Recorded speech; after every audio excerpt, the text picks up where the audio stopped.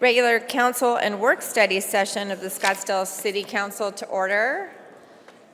City Clerk Ben Lane, can you take a really slow roll call, please? Thank you, Mayor. Mayor Lisa Borowski, Present. It's holding. Vice Mayor Adam Quasman, Yo. Council members Jan DeBoscus, Barry Graham, Here. Kathy Littlefield, Here. Marianne McAllen, Present. and Solange Whitehead. Here. City Manager Greg Caton. Here. Interim City Attorney Louis Santea. Here. City Treasurer Sonia Andrews. Here. Acting City Auditor Lake Clough. Here. And the clerk is present. Thank you, Mayor. Thank you very much. This evening we have Scottsdale Police Officers Sergeant Eric Bowles, Officers Kyle Sholak and Ray Wilburn, and Scottsdale firefighters Joe Andrea and Ivan Billiver. And if anyone requires any assistance at all, please see one of the officers or firefighters or a member of the staff. For the Pledge of Allegiance, I would like to ask Vice Mayor Adam Quasman to lead us in that. Thank you, Madam Mayor. Please join me in the Pledge of Allegiance. I pledge allegiance to the flag of the United States of America and to the republic for which it stands, one nation, under God, indivisible, with liberty and justice for all. Thank you very much. And for the invocation, I'll turn it over to Councilwoman Whitehead. Thank you, Mayor. So for tonight, I'm just going to ask everybody to say some prayers for people around the world who are struggling in conflict and take a moment of silence. Thank you.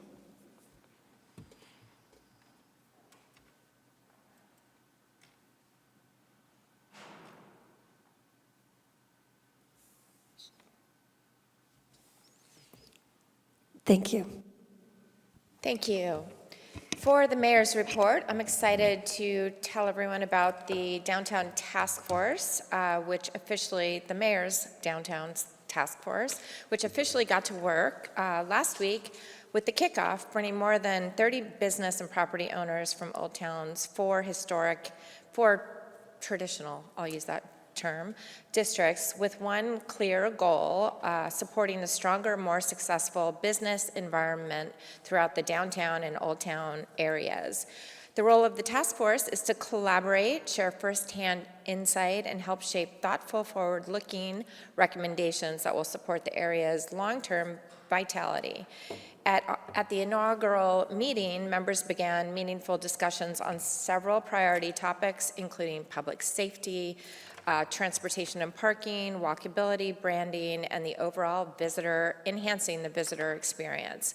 We also heard from many businesses that are looking for ways to increase traffic and visitorship to their individual businesses and to strengthen their visibility. We had our first leadership meeting with the task force chair yesterday afternoon, and I'll be chairing the steering committee, and I could not be more pleased with the direction we are headed. I think we'll see a lot of great ideas coming forward for consideration by the city. So looking forward to that, and keep an eye on the postings on scottsdalemayor.com, because you'll find that the meetings will be there and available to tune into. So if you want to offer your 2 cents, we invite you to do so on that front. Possible executive session announcement. During tonight's meeting, the council may make a motion to recess into executive session if we need to obtain legal advice on any applicable item on the agenda, and if so authorized by council, the executive session would be held immediately and will not be open to the public. However, this regular meeting would resume open to the public following that executive session. For the meeting minutes approvals, we have consideration to approve special meeting minutes of March 3rd, 2026, executive session meeting minutes of March 3rd, 2026, and regular meeting and work study session minutes of March 3rd, 2026. Do I have a motion to approve those? So moved. Second. All those in favor? There we go. I vote aye. Oh, thank you. All right, there's been an added item, number 15A was added to the agenda on April 21st, 2026, and that will require a separate vote to move that to the regular agenda, and that is, I believe it's the contract for, just be clear here, it's not in my notes. Is that our contract for you? It is, Mayor, and it's Yeah. also recommended to be on consent as well. Yeah, and I failed to add that. It is the city attorney appointment and employment agreement. And I'll entertain a motion on this. So moved. What's the motion, though? I move to add 15A to the current consent agenda, consent agenda, city attorney appointment and employment agreement, and request that it adopt resolution number 13662 be added to the consent agenda. Second. All right, please indicate your vote. Aye. Mine's not working. All right, I guess it is. Okay, moving right along. The consent agenda, this evening, now that we've added 15A, we have items 1 through 15A. And do any members of the council have any questions or wish to have any items pulled from the consent agenda? Anybody? Mayor. Yeah, go ahead, Councilman Graham. Thank you, Mayor. I just want to ask a question about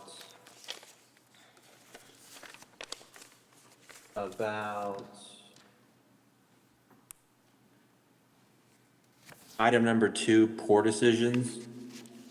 We had discussed last year, there was kind of a discussion, maybe a quick question for Aaron Peralt or somebody that she might designate, but we had some discussions a year ago about, performance and any issues, and I just wanted to make sure that things were operating copacetically. Who are you at? Let's bring someone up from staff. Are you wanting someone from staff to respond to that, Councilman Graham?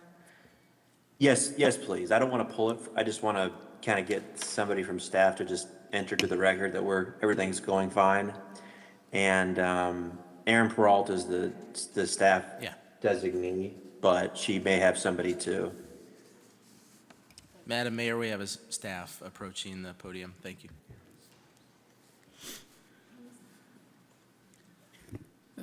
Thank you, Mayor, Council, Councilmember Graham. Casey Steinke, Senior Planner, City of Scottsdale Planning and Development Services. We have weekly meetings with code enforcement and our PD, and it's my understanding that we have no indication that there's been any incidents at this place in the last year. Well, very good. Thank you for registering that to the record. I have, on this note, okay, so Councilwoman Whitehead. I just want to congratulate Poor Decisions and thank you for putting up with us, because we had no problems before last year and we've had no problems since, and I'm looking forward to spending some time there. Congratulations. All right, I do have some questions on consent agenda, item number 1. So I'm gonna go ahead and pull that. So moving with the exclusion, I don't see Councilwoman McKellen, excuse me. I was just going to motion to accept the consent agenda, items 1, 2, all the way through 15A. Second. All right, please indicate your vote.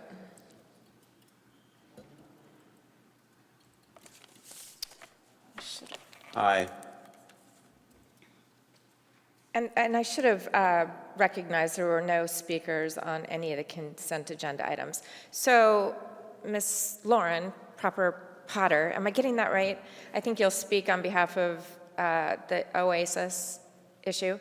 So my concern was you're looking to expand to a new patio. There was no patio operational there before, I don't believe. But can you speak to that? That was one question. And then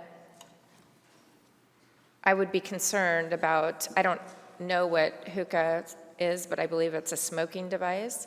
And so I would be concerned about having smoking on, moving, expanding to the patio. Understood. And for the record, by the way, Mary, you were saying it correctly, but it's Lauren Proper Potter, P.O. Box 1833, Tempe, Arizona, 85280. Thank you for not making me do my presentation, by the way. I do have one, though, if you're interested. So I agree. To answer your first question, so this is an expansion. There is not an existing patio for the proposed expansion area. That is correct.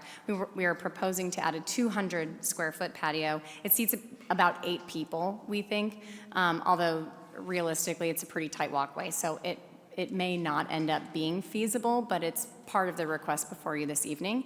And to answer your second question regarding hookah, I'm going to do my best to describe it as a non-hookah person.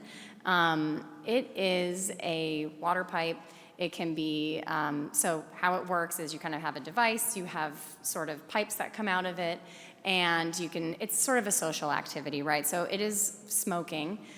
You have coals, and then that goes on top of shisha, which is a tobacco-based product mixed with fruit. Typically, you can also have herbal shisha that doesn't have tobacco. That is part of the existing operations at Oasis. And it was not part of the plan to add that onto the patio. The patio is just not big enough. And at the end of the day, it's a bar, so it's operating with a Series 6 liquor license. I hope I answered your question about what the hookah is, and we're happy to memorialize that there's no intent to have hookah on the patio. So I don't know how we articulate this, or it's certainly not a requirement as far as I know, but I understand your applicant is agreeable to having a non-hookah smoking patio. Is that? Absolutely, yes, 100% happy to agree to that. If that is the mayor's preference and the council members, we'd be more than happy to agree to that. Well, I don't know how everyone else feels, but I think that would be great if that were added to the consideration. Absolutely. So I see some head nods, but I'm going to go ahead with that exclusion to smoking on the patio or burning those. I guess they're sold there. So they provide the pipes, Okay. the water pipe, and then the hookah would be something that the shisha you purchase, so the tobacco product. Okay, but not on the patio. Correct, Okay. yes. And I drafted a stipulation if you would like, and I even made enough copies, I think, for everybody, so. So long as you give one of those to Luis and he can. Your new permanent city attorney. Oh yeah, Happy to- congratulations. So while we sing happy permanency, you can let him read it really fast. No pressure. Does he know what he's getting into? That's funny. Mayor? Yes, Councilman Graham. I have a couple questions on this item, if that's okay. Sure, of course. Okay, so for Ms. Potter, I'll wait for her to get back to the lectern.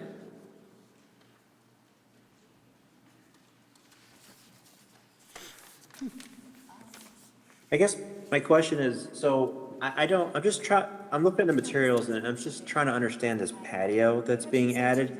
Is this an extension or is this a repurposing of existing square footage? Councilmember Graham, the area that you're seeing on the site plan, if you have that before you, that is listed as a part of the expansion, that's new proposed patio. So that is 200 additional square feet of patio, which is right now a covered walkway. So like, does that change like your parking requirements? Councilmember Graham, great question. This is my favorite part of your downtown parking ordinance. It does not trigger a new parking requirement if there's an exemption for the first 500 square feet of new patio. Gotcha. And then I'm just struggling to see on a map, like, you don't have like an aerial that shows, Because like behind the Oasis, there's like an alleyway, and then there's, to the south of it, there's another alleyway that, obviously, I don't understand, I don't see where the patio is gonna fit. It's a good question. Oh, thank you. That was lovely. So it's actually kind of hard to see here because it's underneath this covered walkway. But if you're looking at this aerial, so you can see the outline from that prior CUP that's in yellow. If you look directly to the, oh my gosh, I'm so bad with directions. This is south, it's down.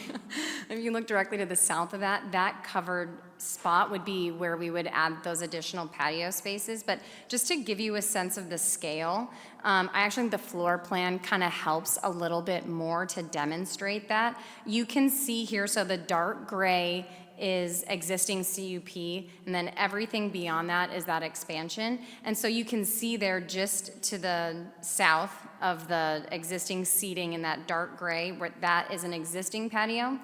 You can only fit about, like I said, we think 8 seats are what's gonna fit here. So it's small. I mean, it's definitely not a large patio. And then, so what's the total patio space when you include the existing on the east-west side with this? That's a great question. This is a separate suite technically, but let me see. The prior CUP was not as organized as I would have liked it to be in terms of explaining that. Well, it would be a separate suite, but I mean, I don't know what that patio exemption, if that applies to, wouldn't it just apply to the same entity? Like, you guys already have patio, and then you're adding patio. I just want to make sure we don't trigger going beyond that.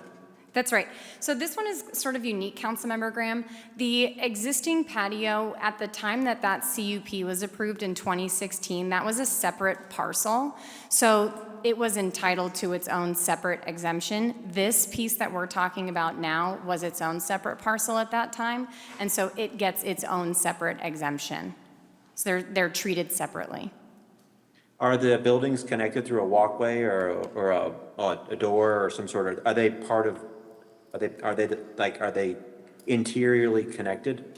It does appear that there is a connection from one of the kitchens into the other kitchen, so they could function cohesively, or they could be separately suited, which is how they have functioned now, but the proposed use is to expand this existing use into the adjacent suite. May I, city staff, may I talk to Erin Peralta or her designee about this patio configuration? She's here, but Greg is coming up.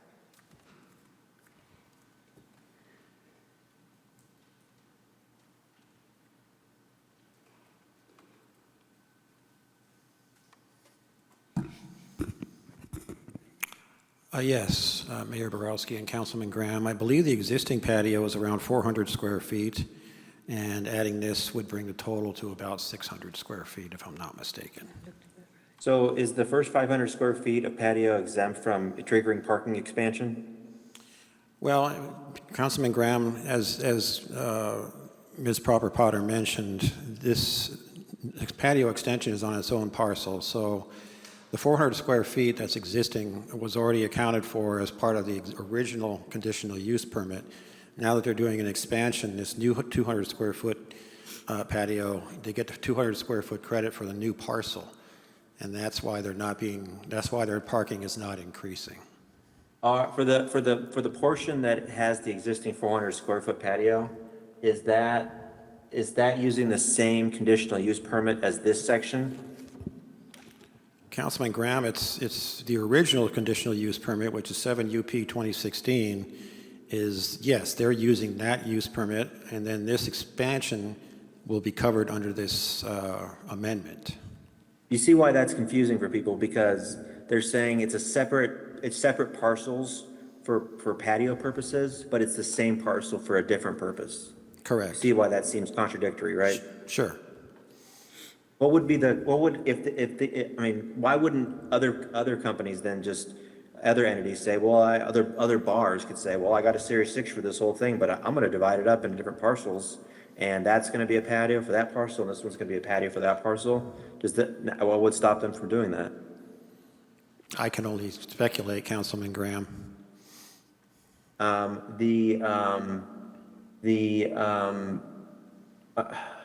Okay. My last question is, if we looked at this the way we should, I think, where it's all one parcel, one entity, one applicant, what would be the parking increase for getting beyond the 500 square foot patio exemption? Councilman Graham, if an additional parking space was required, the actual ratio for bars is 200 square feet, so they would get the first 200 square feet free. If we did not give them this 200 square foot free, it would generate one additional parking space, which feasibly they could include as part of their in lieu request. Right now, they're only asking for 4 in lieu parking credits. They could up that to 5, which would still be an administrative approval. Okay, well, thanks, Greg. I really appreciate the mayor pulling this one from consent and shining a light on it. And I just kind of have doubts about maybe how we did this, because maybe we did it fine, but I just don't. It just seems like we're saying it's separate parcels for one purpose, but it's one parcel for a different purpose, and that just gives me some pause. So, thank you. Thank you, Councilman Graham. I agree with the points Councilman Graham just made completely. I think we had this situation with another operator here that is moving to a different location right next door too. So maybe we need to look at how we treat these applicants that are moving or joining forces with a bigger space, whether it's looked at like a hybrid and there's additional requirements, but I think those are all excellent points. But it sounds like the administrative approach to that is outside of the council's hands anyway, so I'm going to leave it at that. And with that, I'll make a motion to approve I'm sorry, Councilwoman DeBoscus. Thank you, Madam Mayor. Greg, I just wanted to clear up the question of the 1,863 square feet in parentheses expansion area versus the 200 square foot patio expansion. Is the 200 feet part of the 1,800? Where's the 1,800? Mayor Borowski and Councilwoman DeBoscus, the 1,863 square feet is interior floor area, and this is a 200 square foot patio. So that's inside and then this is outside? Correct. Maybe moving forward, we could separate the inside outside so that that's a little bit more clear. That'd be great. Thank you. Certainly. Thank you. Thank you. All right, with that, I'll make a motion to approve consent agenda item number 1 with the modification, excuse me. A second. All right, please indicate your vote.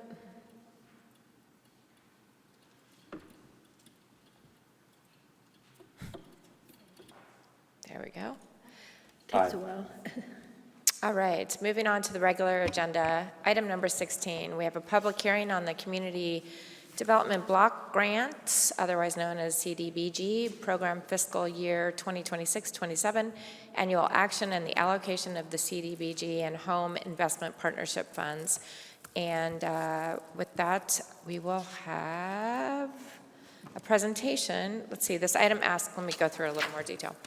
With this item, we are soliciting, testimony regarding the fiscal year 2026-27 annual action plan for the use of $1,059,121 in CDBG funds and $293,975,000 in home funds, seeking adoption of Resolution 13616, which authorizes the city manager or designee to submit the fiscal year 26-27 annual action plan to the U.S. Department of Housing and Urban Development and use, award, and allocate federal CDBG and home funds for eligible programs and services, and reprogramming of prior years' remaining funds and program income in the amount of $408,730. Execution of associated HUD certifications and contracts, and et cetera. I'm going to let you take it from here. This is a long description of this item, right? You're going to shine much clearer light on it. Good evening, Mayor Borowski, members of the Thank you. council. I come before you tonight, and the federal regulations are as lengthy as what the agenda item looked like for clarification. But I come before you tonight to seek public input regarding the use of our community development block grant funds for fiscal year 26-27, and to ask for an adoption of Resolution 13616.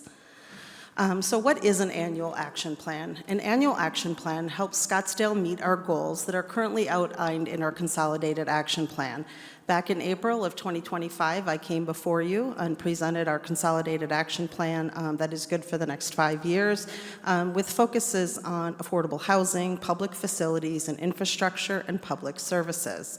With that, the fiscal year 26-27 annual action plan is plan year 2. So last year when we stood before you, the consolidated plan was both the con plan, as we refer it to, and the annual action plan were combined into one. So this tonight is year 2 of the consolidated action plan.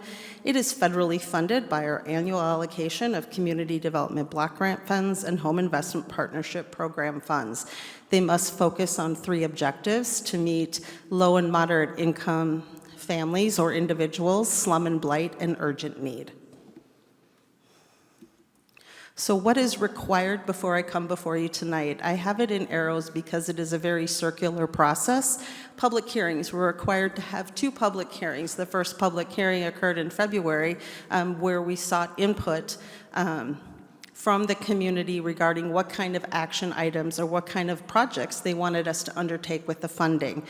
We then did community or citizen participation in addition to that first public hearing through Speak Up Scottsdale, which I'll talk to you a little bit tonight about those input. And then we outlined those proposed activities from our public hearings, from the citizen participation process, and within our office, presented it to the Human Services Commission, and we've gone full circle, and we're here tonight doing another public hearing. We have also had a second public or citizen participation process that closes this evening. So here's a timeline of our annual action process. It starts technically, we start this in August of every year as we look forward to our annual funding process. So in February of this year, like I stated, we had our first public hearing. In March, the Human Services Commission met both in February and March and reviewed and considered all of the proposals that we received for public service activities specifically, and one housing activity. They made their formal recommendations that are before you tonight on March 12th. On May 15th, we're required to submit the annual action plan to HUD. That is our tentative deadline, with an effective date of the annual action plan to start on July 1st. So inside the packet tonight, we do have, in addition to our allocation of the $1 million that Mayor Borowski mentioned, we also have program income that we are allocating to CDBG projects. Program income is a gross income generated directly from a CDBG-funded activity.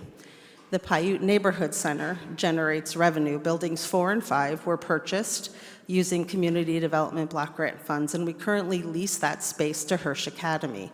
That rental revenue from those 2 buildings only comes back to the Housing and Community Assistance Office, which we use to fund administration, staff salaries, and public services. We have a second type of program income called revolving loan income. And revolving loan income generates program income, but this income is different and is handled a little bit differently. We establish these loan funds and support specific activities, and as we generate this income, it stays within those activities, such as our major housing rehabilitation program. It's a loan program of up to $80,000. We do place a lien on the property once the property is completed. If the family remains in the home for up to 3 years, 50% of that loan is forgiven. There is no paying back until the house is sold, or they do a refinance, and then 50% of the loan comes back to the city so that we can continue to rehabilitate more homes. And the second type of revolving loan income that we receive is from Bellevue. As you know, the city of Scottsdale owns 8 units on Bellevue property, and that program income comes directly back into Bellevue properties to maintain it and do any necessary repairs and upgrades. So our funding allocations this year, as Mayor Borowski mentioned, we have $1,059,121. We are anticipating $58,730 of program income. This program income that you see here is specifically called out to Hirsch Academy. The revolving program income is contained within the program activities and not called out specifically. We have reprogrammed funds of $350,000 with a total allocation of $1.4 million. We're recommending to distribute these funds, $1.2 million, which I'll talk about on the next slide, and then $233,000 specifically toward program administration, which is our staff salaries, our continuing training or software needs that we have to monitor and manage the program funds. So our recommendations for distribution is public services at $160,000. We do have a cap. We are required and we cannot exceed 15% of our allocation goes to public services. And this year, the designated agencies are homeless shelters and supportive services, along with a senior service social engagement project, which will be administered directly by one of our senior centers. For non-public serving housing services, we have housing projects. We are proposing an agreement with Ability 360 that provides rental rehabilitation to those families who have disabilities to make it ADA accessible, and then our housing rehabilitation programs were major rehab, emergency repair, and roof repair. Our non-public services or facility improvements at $403,000, and then our program administration, which has a cap of $223,000 for the total of $1.4 million. So our home investment partnership is separate from our CDBG allocation. We are part of the Maricopa Home Consortium, and we receive these funds as a pass-through. So the federal government gives the funds to the Maricopa County, and then Scottsdale receives a portion of those fundings. We anticipate receiving $293,000. And we propose to continue our tenant-based rental assistance program for the elderly population 62 and older who are currently Scottsdale residents. 18,000 of it will be retained for administrative purposes. We currently have 8 seniors enrolled, 10 who are currently completing applications, and 2 looking for apartments, currently with the capacity to serve 20 seniors. A formal IGA regarding these funds will come before the mayor and council throughout the next several months for approval and acceptance. So public comments. I talked a little bit about public comments. We did utilize Speak Up Scottsdale on both occasions to garner community input. And from February 12th to March 12th, which is the initial comment period on proposed activities, we received some general feedback, and there were 3 items that were a top priority that I want to bring your attention to. They were tenant-based rental assistance, water conservation, which we meet through our housing rehabilitation programs, specifically the major rehab program. We have, let me read this off because this one's not something I do every day with regards to remodeling homes.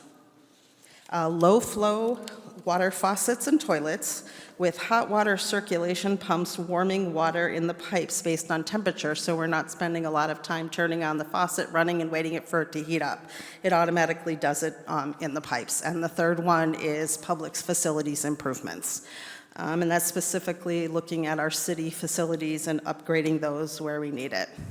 The second feedback period began March 27th and closes tonight, and that is specifically on the draft annual action plan, which you have been presented tonight in your packets. We received no comments through Scottsdale or Speak Up Scottsdale on those.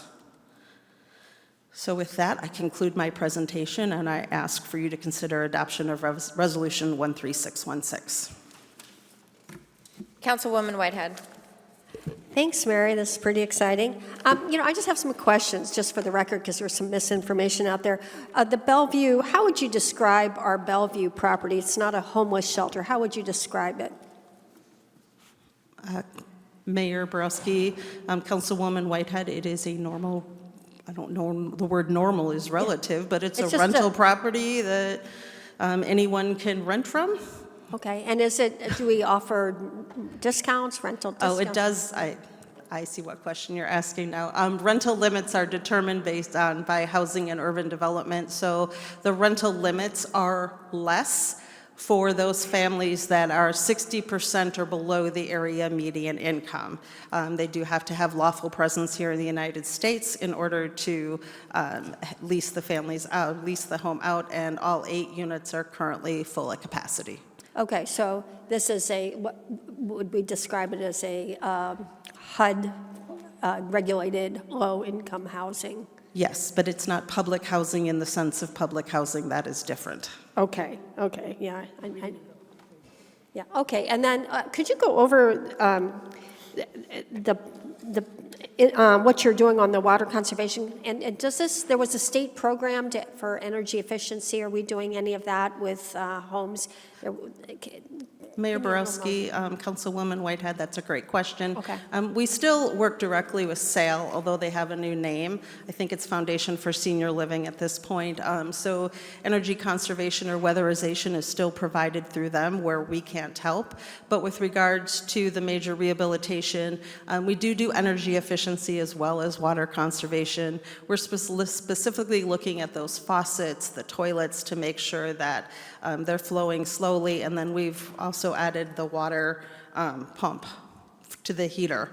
Those are the specific things. We have energy audits that are done before and after, and then we ensure that the house, no matter its state, is brought to city code. Great, okay. Well, thank you. That's it for now. Thank you. Councilwoman McCallum. Thank you, Mayor. Thank you for the presentation, Mary. I am a huge advocate of human services, as you well know, and I fully support all the programs that go through the CDBG process. This morning, I was invited by one of your Human Services Commissioners to attend a fair housing symposium, and it was fascinating. I learned a lot.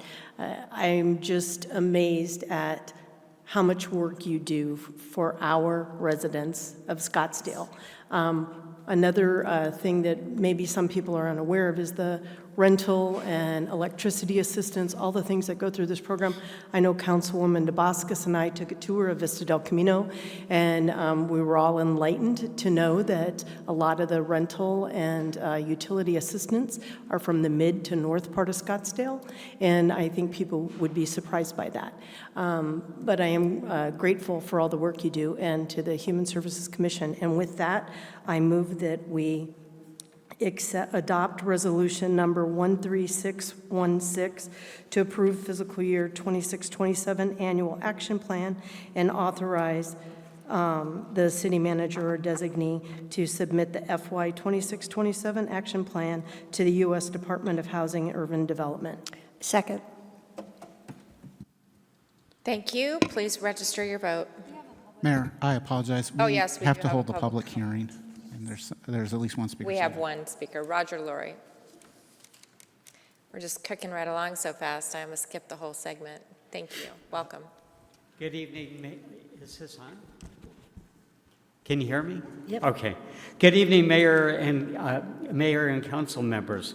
My name is Roger Laurie. I live at 10592 East Mission Lane. And while I serve as chair of the Human Services Advisory Commission, I'm really speaking as an individual tonight to urge you to adopt Resolution 13616, which it appears you were about to do anyway. This is the annual action plan, as Mary Witkowski shared, for the U.S. Department of Housing and Urban Development funds specific to community development block grant and home programs. These programs are critical to ensure Scottsdale residents stay in their homes, whether seniors can live safely, and whether families in crisis have somewhere to turn. It's really seniors choosing between being able to pay rent or choosing medication. It's a family, one unexpected bill away from losing their home. It's individuals working to rebuild their lives and just need a safe place to sleep. The impact is pervasive. These funds support emergency homelessness services, rehabilitation and repairs that keep homes safe and livable, accessibility improvements so seniors and residents with disabilities can remain independent, rental assistance that prevents displacement before it happens.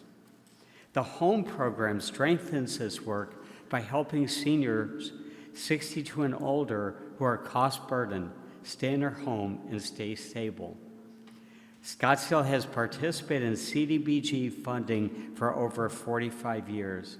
It reflects really a powerful value that we care about the community, not just in good times, but when people need it the most.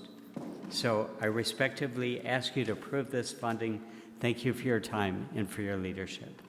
Thank you, Roger. Appreciate your input. And we'll go ahead and take a vote now on this motion. All those in favor or against? All right. Councilman Graham? Aye, sorry, I was muted there. Oh, it's Didn't okay. realize it. All right, moving on, we have, I believe that closes our general session here. And we're going to open it up for public comment, which is reserved for citizens, Scottsdale citizens, business owners, and/or property owners to comment on non-agendized items that are within the council's jurisdiction. No official council action can be taken on these items, and speakers are limited to 3 minutes to address the council. If you haven't already indicated your interest in speaking, please do so with the city clerk. And we will start with Steve Sutton, followed by Melissa Kemp, Dan Isaac, and Ariella Friedman.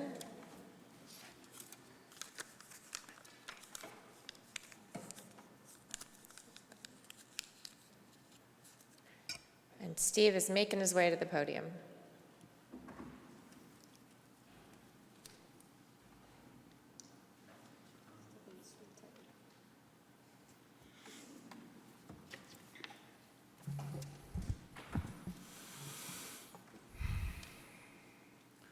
Good evening, Honorable Lisa Borowski, Mayor of Scottsdale, and fellow council members. A little over 30 years ago, when I got out of the Army, I took courses through California State University, Sacramento, on water treatment and water distribution, and then took state testing to become a certified water distribution operator in the state of Oregon, not in Arizona. But water's pretty much the same there as it is here. And I did that for a few years. I was certified to be able to run a treatment plant and distribution system. I'm saying this because I recently attended the Scottsdale Citizen Water Academy, completed it on the 15th. I had a leg up on probably pretty much everybody who ever attended that, in that I was already very familiar with the techniques that are used to handle our drinking water and our wastewater. Many of the techniques that are being used in Scottsdale are absolutely state-of-the-art. In fact, I'm pretty confident in saying that we probably have the finest water department maybe in the United States from the standpoint of the technology they're employing. And from what I saw of the personnel down there, they're extremely professional. They did an excellent job on the presentation of the materials. I have great respect for them, and I think we all should show great respect for them. Apparently there's something wrong with the clock. I hope that's the right time. I don't know. It seems to be going all over the place right now. 1:22. Should I stop and? Keep going. Okay, we all right? Steve, Okay. it's correct. Please keep going. Okay. There is something that, and congratulations to the new director. I know she has a compound last name, and I'm not going to try and pronounce it, but congratulations to her. There is one thing that is very upsetting to me about this whole thing with our water department, and that's the disrespect being shown to our fine professionals down there. And that disrespect can be summed up very quickly in the use of the term toilet to tap. which is very disrespectful to people who are water professionals, and they are professionals. There's all kinds of certifications to be able to do what they're doing. And this is a term typically used by people who are ignorant of the water cycle, or it's used by politicians as a form of demagoguery to inflame the ignorance and passions of people for political reasons. And I would hope that the use of that term toilet to tap never is used again by anybody sitting at the dais, because it truly does display those two qualities. I want to thank everybody down there at the Water Department for the outstanding job they did in presenting their materials. Thank you, Steve. Next, we have Melissa Kemp. I don't think I see her. And followed by Dan Isaac, and then Jason Alexander.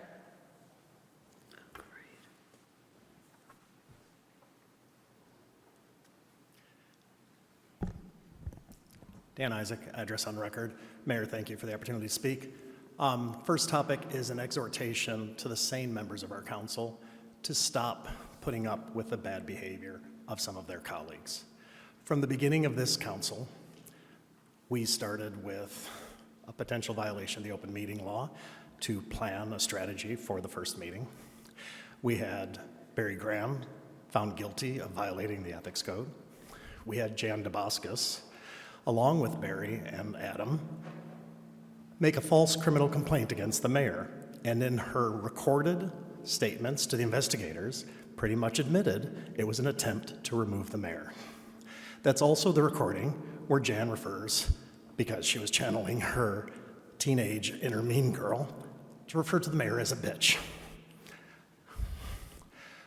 We then have the king. Point of order. Could the city attorney please let the speaker know that, and make sure he has his time that's protected, and make sure that decorum is protected in the council. Mayor, members of the council, Mr. Ishak, we've had this discussion before, and you were nice enough in the past not to use foul language. We'd ask you to respect our rules of decorum and perhaps refer to it in some different way. And I respect your request, but under the court ruling in the Ninth Circuit Court, I do not have to comply with that request. And if Mr. Quasman is so concerned with that language, he should publicly condemn Jan's use of it against the mayor. Until he does so, I respectfully ask him to zip it. So the king of bad behavior is Barry Graham. And the fact that he lies without repercussion is concerning. Whether he says that there were 27,000 residents who signed the petition, it was only 19,000 who were actually certified. That's off by a factor of 30%. Whether he says that Axon is going to use 12,000 single-family homes worth of water. Whether he says that the state legislature denied our right to vote. No, it was the Fanatic Four who prevented us from voting, which then led to the state overreach. Or his discussion of the parking garage. It was never on the ballot. That location was not in the pamphlet. And then this ridiculous claim of dark money and a backroom plot to turn that into an apartment building. It's already city-owned. There is not a single individual who could do that. So it's just lies. So I'm asking the members of our council, when people say these things, when they do these things, call them out. Try to get it on the agenda.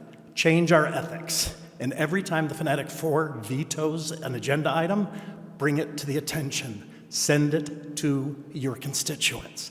It is unacceptable, and silence is condoning their behavior. Second topic. Adam, you recently made reference to concern with public safety.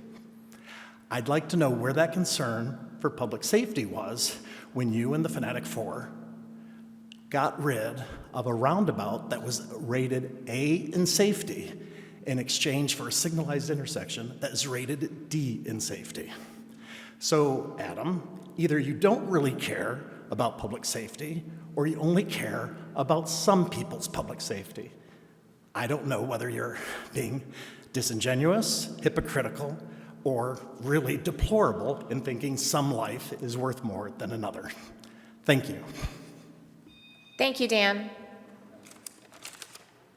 And or is that okay?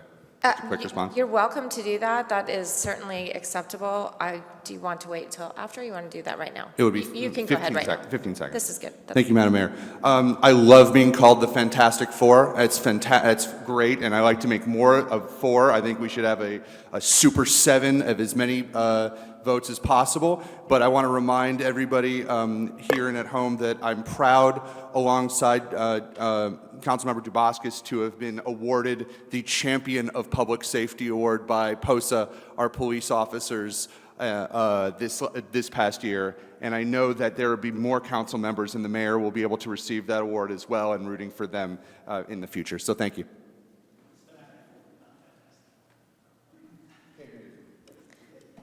Thank you. All right, Jason Alexander will wrap up this public speaker section.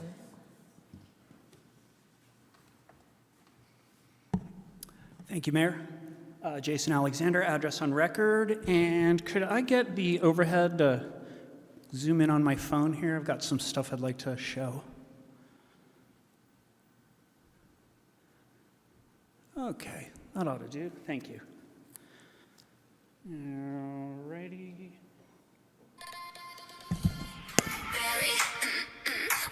Point of order. Point of order. I believe, Mr. City Attorney, I believe that live video has been. We've changed the procedure here. Live video.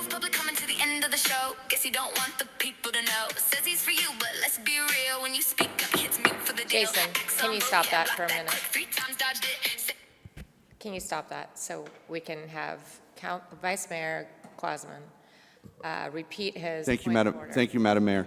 I believe, Mr. Parliamentarian, that we have ceased live video as part of the as part of the non-agendized comments for council meetings, and while this is on the Elmo, this clearly is a way to get around the video production that the rule change implied. Vice Mayor and Mayor and Vice Mayor, members of the council.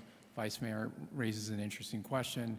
We ceased the use of video through our own system, and you're correct in the sense we did not anticipate what Mr. Alexander is doing with the Elmo, and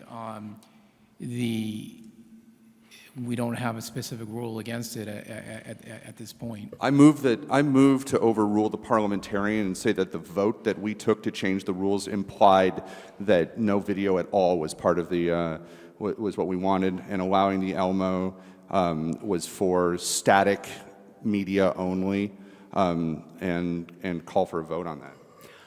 Mr. Santaella, when that rule was passed, it was specifically oriented to prevent copyright or trademark violations or obscenities. None of that has happened here, and with Adam objecting within about 5 seconds of me playing the video, he certainly has no basis to claim either of those issues. You know, the parliamentarian has taken his position, so, you know.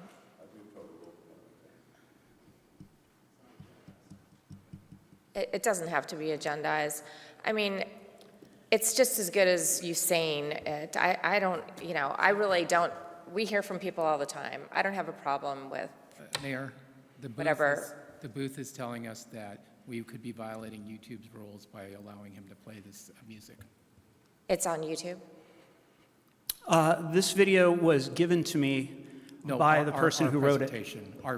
We are on YouTube right now. It's the council meeting. So we may be violating their rules by allowing them to play it. This was produced under the GPL, General Public License. It is an open source creation, and I was given permission by the person who wrote it to use it. Well, I'm going to defer to Luis. He's our attorney. He's now giving us legal advice. So I'm going to defer to Luis. I don't, you know, if we need to tweak the rules whatsoever, we can do that. But Luis, can you give us a final answer on this? So at this point, in the interest of caution, because the booth who's responsible for broadcasting the show via YouTube is telling me via the city clerk that it could violate the rules, I'm going to ask that it not be played. Okay, Jason, that's a separate issue than what Vice Mayor Quasman brought up. But, you know, let's table it for now. And you can do your research and we can have further that discussion, and you're free to come back in the event that there's a different interpretation, or we can resolve that.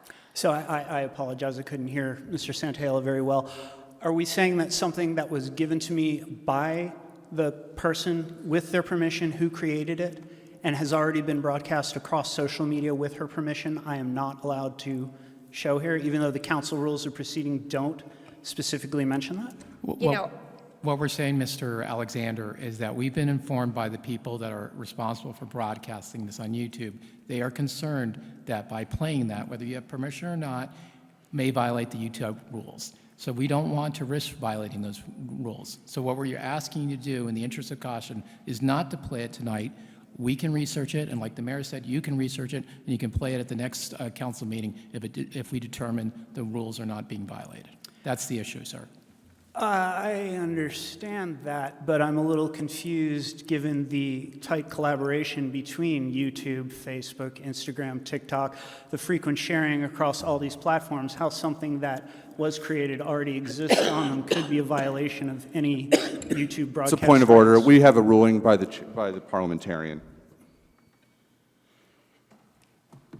You know, in all due respect, Vice Mayor, our city attorney was having a dialogue, so I don't think that's a point of order, an appropriate point of order. I mean, Mr. Santaella, I guess I would ask, could you cite YouTube's rules so that I can research it? You've heard me, Mr. Alexander. You've heard what I've said, that the booth informed us, and in the interest of caution, I'm asking you to hold off playing this to next time so we can be on the right page, you can be on the right page. You can say what you need to say. Excuse me, Luis. You've made your point. I think we're, to Vice Mayor's point, I think we're done with this conversation.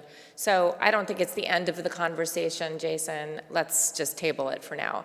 Did you want to use the rest of your time? I would love to use the rest of my time. Okay, thank you. Thank you.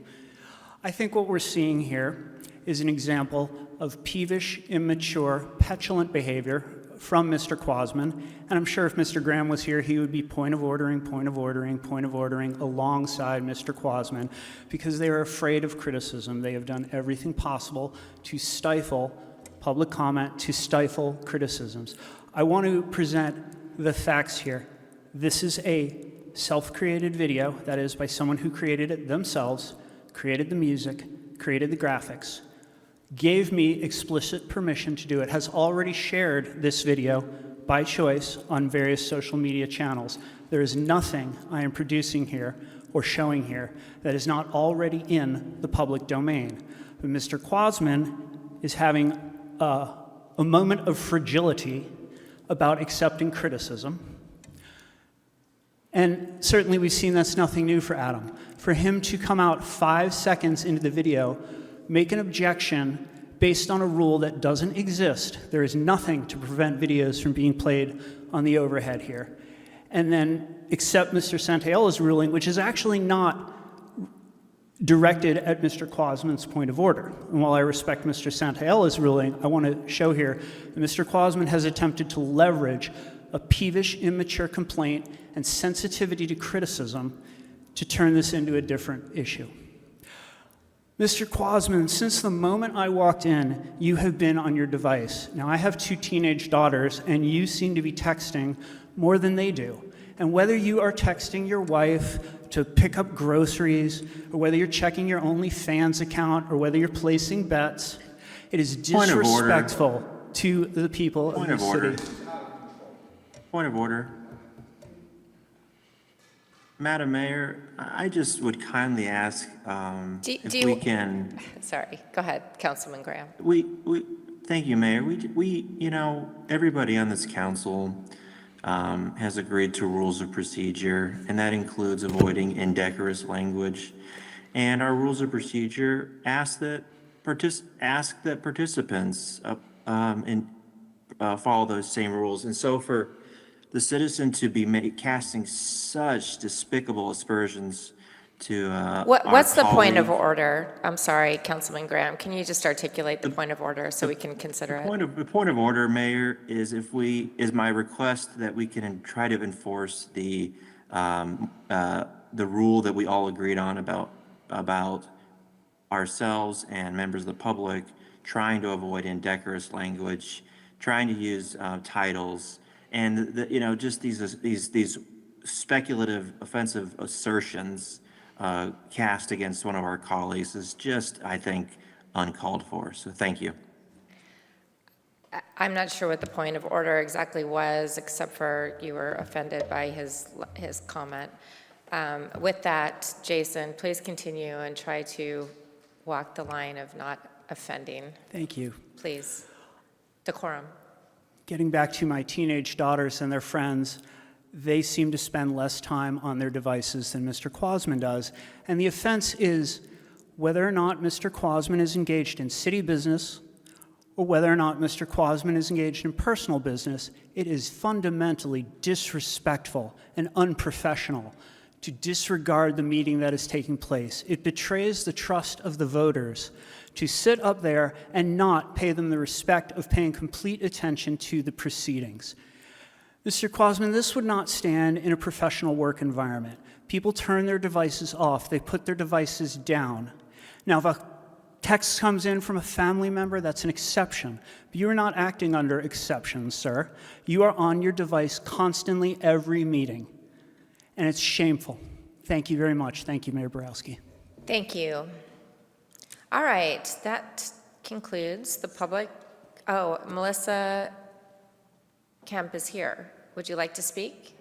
All right, welcome.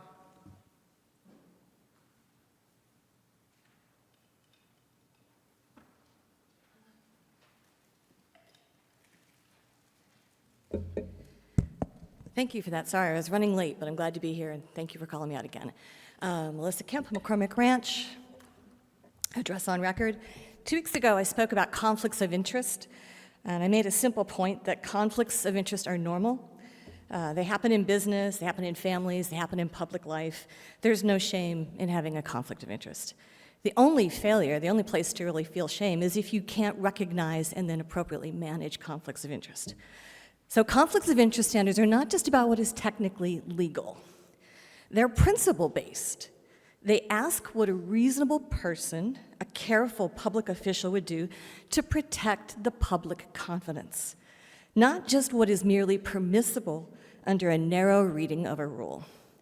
Now, consider the structure in front of us that I tried to point out last week, and the defense was that the council was asked, and they said no rule was technically in violation. Well, Bob Littlefield leads TASE. Councilmember Kathy Littlefield has participated in Axon-related votes. TASE has been involved in advocacy and litigation related to Axon. So she is term limited this year, and her husband is running for her seat. Those are just structural facts.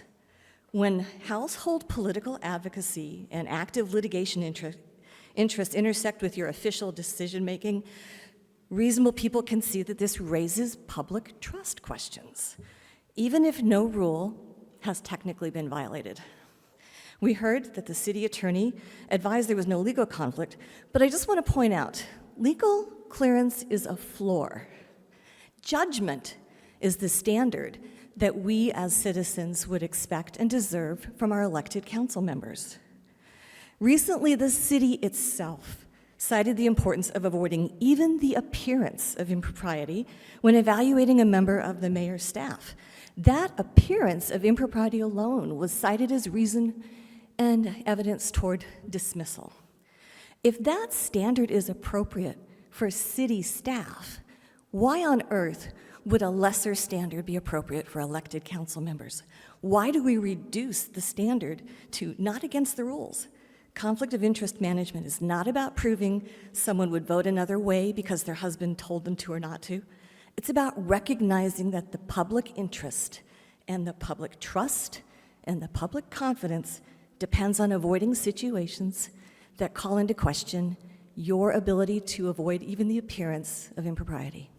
Thank you for letting me speak late. Thank you, no problem, Melissa, appreciate it. All right, that concludes public comment on non-agendized items, and we are going to move right along to item number 17. Oh, citizens petitions. We do have a citizens petition, and that is, just had your name, Mark, I just had your name, there we go. Mark Rentz, right? SBC Global, in case anyone's trying to reach him.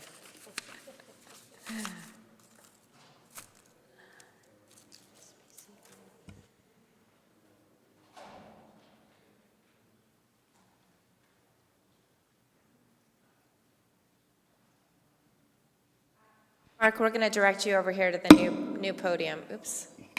Thank you.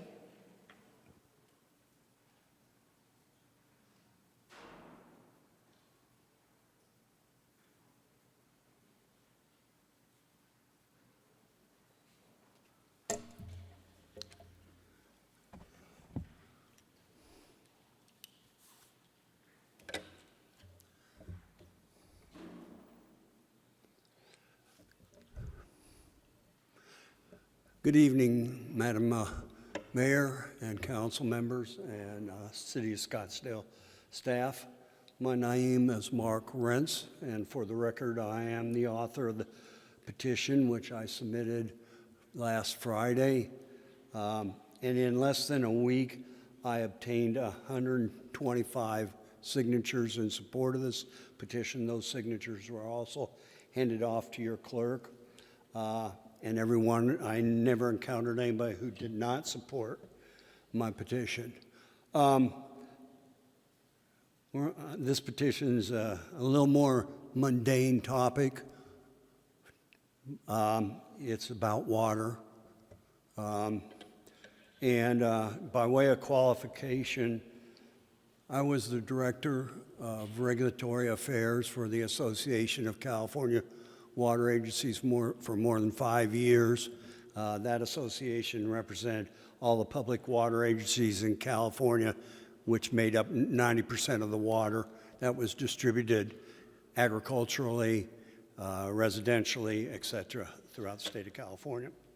Anyways, it's without doubt, everybody in this room probably knows that Scottsdale, like the rest of the southwest region, is in a water supply crisis. I can honestly tell you, being through several droughts in California, this one is significant. At 27 years and going, the drought that we are experiencing now.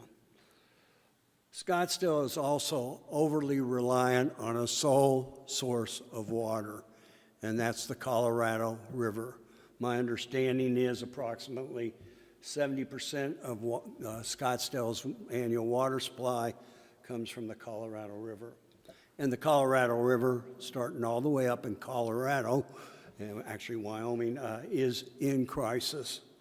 The Federal Bureau of Reclamation is considering major cuts to the supply of water that moves down from Lake Powell to Lake Mead, which becomes our source, and many below us source of water. They're looking at 1.48 million acre feet. Just to put that in perspective, 1 acre foot can be the equivalent of the amount of water consumed by 1 to 3 residents, depending on their residences, not residents, residences, depending on its location. Here, I would say it's probably closer to the 1 than the 3 because of the dry desert. Scottsdale currently has, shifting gears, Scottsdale currently has a strategic water plan. They also have the knowledge and infrastructure tools and skilled staff to address this challenge. I had the Mr. opportunity. Rentz, your time is up, but why don't you, I'll give you a little bit of time here to wrap up. If I could just have one more minute at the discretion of the mayor? Sure, but let's try to get to the request. Well, let me We just have your jump down to petition. what the petition requests. Perfect. Okay. This petition requests that the council direct the city manager and staff to continue to implement Scottsdale's previously approved water strategic plan. This requested action requests that you reinstate water conservation and operations and staff positions eliminated in the preliminary 2026-27 capital improvements budget. And it also encourages you to restore funding for one very successful project, the Advanced Purified Water Recycling Project, and allow that to expand, and to look towards funding of infrastructure improvements to increase water storage capacity at Bartlett Dam. Sorry I went a little over time, but the issue is pretty timely and pretty significant to all of us. It's a complicated topic, so thank you very much for that, and no problem at all. And so with that, we have received the petition, and we have 3 actions we can direct the city manager to, or charter officer to agendize the petition for further discussion, direct the city manager or other charter officer to investigate the matter and prepare a written response, or take no action. Let me see if I have any questions. Councilwoman Whitehead. Well, I guess I would like to thank the petitioner for, I guess, your public service in water, and then also for this petition. Water is something the city is our most important obligation is to deliver water no matter what, and public discussions help public trust and public understanding of the issue. So with that, I move to direct the city manager or other responsible charter officers to agendize the petition for further discussion so that the public can hear the staff and the members of the council discuss this issue and how we're going to move forward and make sure water comes out of your taps. Thank you. I'll second that motion. So I'd like to make an alternate motion. I think you raise excellent points, and I had a discussion with the city manager very recently about scheduling, putting on the agenda, and if someone else isn't going to, I will. I think we should have a more robust discussion about water and where we stand. So in the interest of time and not setting this for upcoming meeting, I would like to expand what you've already touched on into a discussion, work study, or what have you, that involves all of the moving parts and components of Scottsdale's water present and future. And so with that, my alternate motion is that the city manager please direct the city manager to please respond specifically to the items raised in this petition, and we can move forward with ideally getting a water meeting discussion on the council agenda. Second. So it's a work study session. I just didn't want to clarify. Well, we haven't got there yet, but the alternate motion discusses having the city manager respond to this petitioner on these specific issues, and I've already said that I'm looking to get a work study on the agenda. So go ahead, Councilwoman. Second. Whitehead. Thank you. So I want clarification. Is this motion, number 1, directing the city manager or other responsible charter officer to agendize the petition for further discussion, or just not? My alternate motion was to number 2. Number 2. Yes. Okay, I think that this council has a really, whether for the right reasons or the wrong reasons, bad habit of not allowing public discussion. Point of order. So Point of order. I think this is a mistake. Vice Mayor Quasman. I know it was already seconded, but I think that what the mayor was just trying to say was that we are going to discuss all the topics that the petition was talking about and even broaden them further, bigger than just what the petition is, and have a more holistic approach in terms of really addressing the issue at hand. So it achieves all the goals of the petition and the petitioner, and more so. Thank you, Vice Mayor, hold on, Vice Mayor Quasman, I think Councilwoman DeBoscos, did you have something to say on your second? Okay, just nothing to say. Okay, last word here on. Yes, I want to be very clear. What we are voting on is to not have a public discussion with a promise of perhaps a future public discussion. I want to be very clear about that. Councilwoman McAllen. Thank you, Mayor. As part of number 2, directing the city manager to discuss this, maybe the city manager would be encouraged, I would agree with Councilwoman Whitehead, to make it a public forum, maybe report back, but then also bring it to a council agenda or a report by the water department so the public knows exactly where we stand, because you did just rearrange the water department. Some people may not be aware of that. It might be a way to inform the public of actually what you have done recently, and then we can discuss what we need to do further. I'm just Councilwoman saying that Whitehead, I'm encouraging the city manager to have a public meeting. Okay. Madam, One step at a point of time. order. Councilwoman DeBoscos is next up to the mic, and if we could keep the interruptions to a minimum, that would be helpful. Thank you, Madam Mayor. I think in the fervor of campaigning, Councilwoman Whitehead has lost the tenor of the conversation. What the mayor has suggested is more robust than what Councilwoman Whitehead is requesting. She is not only requesting a petition response to the petitioner, but also that we have an open public meeting that discusses the items in here, as well as the discussion of water generally. So this is going to more than satisfy the petitioner's request. And I think it's going to be very, very helpful for the community. So I appreciate the mayor making this suggestion. I appreciate that Councilwoman Whitehead is very passionate about this topic, but she must recognize that she's not the only person who is passionate about water in Scottsdale.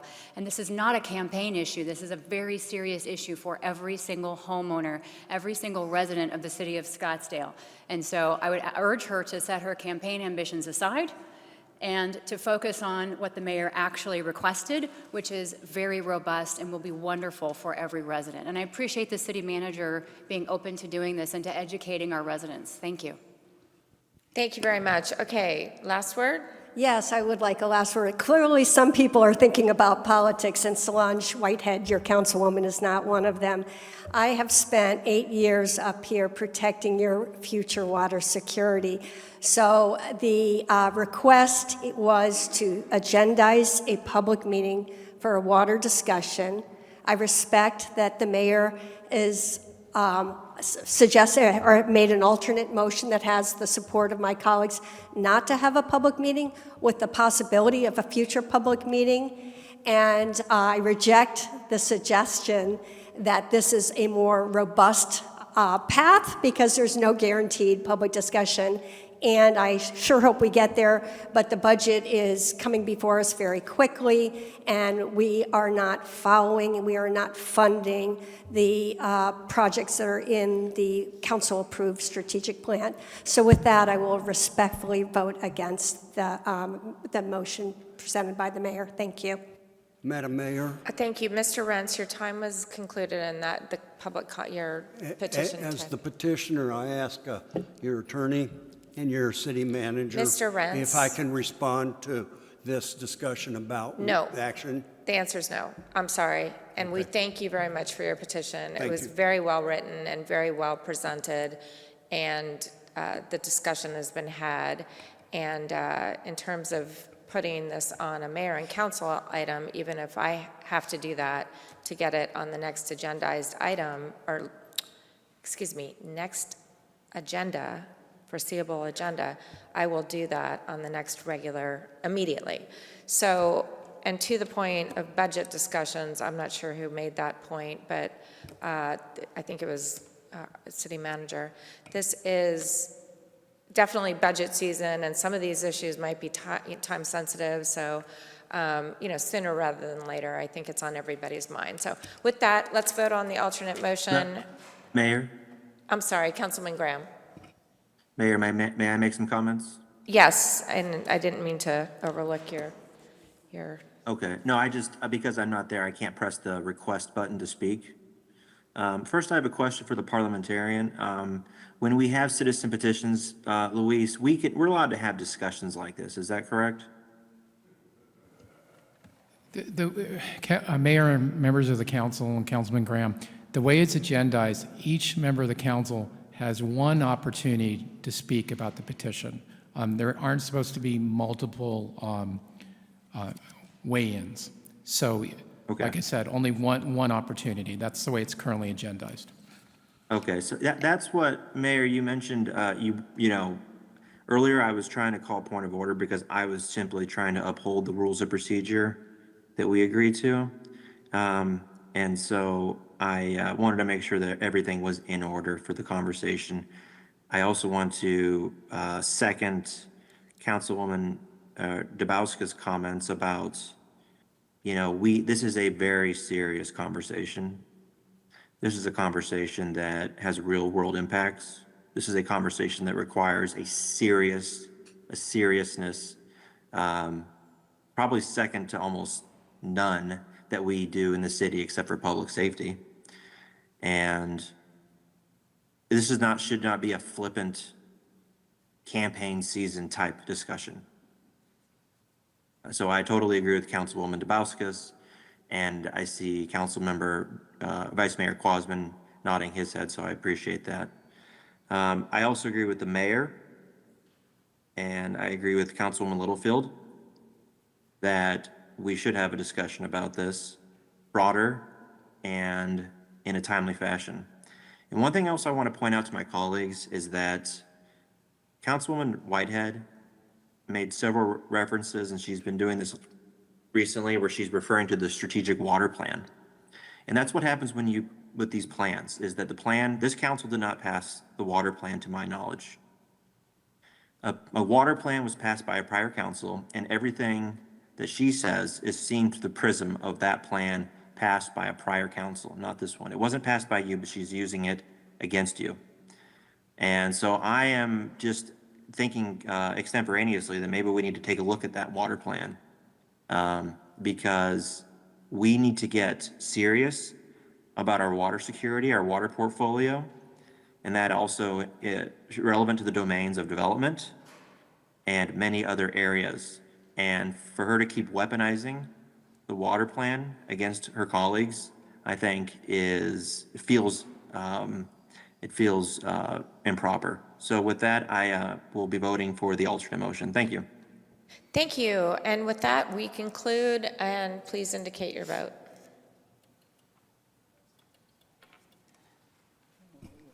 All right. Aye. Oh, okay. Everyone's voted? Has everyone voted? I don't see Councilwoman Whitehead up there. I think you're broke.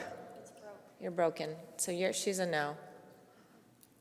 All right. Now that concludes our agenda items. We have a work study session, which allows a less formal setting for mayor and council to discuss specific topics with each other and city staff and provide an opportunity for staff to receive direction. We received how many, and no public comment speakers, right? No? Is that a yes, no? All right, it's a no. No It's a no, comments. all right. And therefore, I'm going to invite, let's see, who's going to speak on the city boards? That's you, Ben Lane, right? Yeah, thank you, Mayor. I'm Work. going to kick it off. I think Luis and Greg might join in. Okay, and this topic involves city boards and commission processes and city code sections, so go right ahead. Thank you, Mayor. Mayor and members of the council, tonight we're seeking feedback on some of our policies, code sections, and also board composition for our boards and commissions. What we're hoping to do is get specific feedback from you all on several topics, and then take that feedback and possibly come back at future meetings with some possible code revisions, if the council so desires. So with that, the first topic that we want to discuss with you tonight is the annual report presentations. As you all may remember, last year we tried something new that I think was well received, but 18 of our boards and commissions presented over a several-month period to the council, And they basically presented highlights of their accomplishments and also current items they're working on and future items. And so this was really an opportunity to highlight the work that our boards and commissions are doing, and also to have some interaction between the boards and the council. So with that, these were the 18 boards and commissions that presented to the council. Basically, these boards fell in three major categories. We had our land use and building review bodies, such as the Board of Adjustment, the Planning Commission, and the Historic Preservation Commission. We also had human and social service bodies, such as the Human Services Advisory Commission and the Veterans Advisory Commission. And then we had our Parks and Neighborhood and Infrastructure bodies. So, for example, the Environmental Advisory Commission and the Parks and Rec Commission. So 18 total boards presented to you all. We then did have several boards that did not present, and these were mainly boards that were either quasi-independent, such as the Industrial Development Authority, or boards that had a personnel focus, such as our Personnel Board and our Judicial Appointments Advisory Board. Those boards did not present to the council. So just very briefly about the timeline for this process, the presentations started in July of last year. About 3 boards presented to the council at each meeting, and then we wrapped up in September, at the end of September. And then, as we do every year, all those reports were presented to the council in October for their acceptance. And so with that, what we were hoping to do is get some feedback from the council related to the annual report presentations. And so the first kind of bit of feedback we were hoping to get is for future presentations, whether you possibly wanted to discontinue this practice, continue it on an annual basis, or possibly move it to every other year. And with that, it would be basically the non-election years. So that would be basically an opportunity for one or more new council members to get a good understanding of our boards earlier in their tenure, or maybe some other time increment, such as, maybe every 3 to 4 years or whatever you all see fit. But we're hoping for some feedback on that initially as the first talking point. Councilwoman, you want to, okay, go right ahead. Thank you, Mayor. I think it's very important with the amount of hours that our citizens, our residents put in to volunteer. That would become staff time if we had to pay them to do all the work they did. We should take the time to listen to them, whether it's annually or biannually. Maybe we do half the commissions at one point of the year and half the commissions at another point of the year, but they should be able to speak to us annually about what they do on our behalf, because we could not do it without them. Thank you. Thank you, Councilwoman McCallum. I agree with what Councilwoman McCallum just said. I think at a minimum annually, I think that would be helpful, and maybe that's when they're developing their agenda or somewhere about that time, or I don't know. Each board liaison could probably pick the right timing for the boards. Councilwoman Littlefield. Thank you, Mayor. I agree with Councilwoman McCullen also. I think that it's important that the council understand and hear what the various boards and commissions are discussing and what their conclusions are. If we're not going to listen to them, there's no point in having them. We need to be aware of what they say, what they decide, also how they come to those conclusions. And so I think it's very important that we have a review of what they have decided, what they have concluded in their discussions. Thank you. Thank you. Councilwoman Whitehead. Yeah, I also agree. And I just want to point out, just 2 different ribbon cuttings I went to in the last couple of weeks involved the preservation of 2 historic buildings that were set to be demolished in both cases.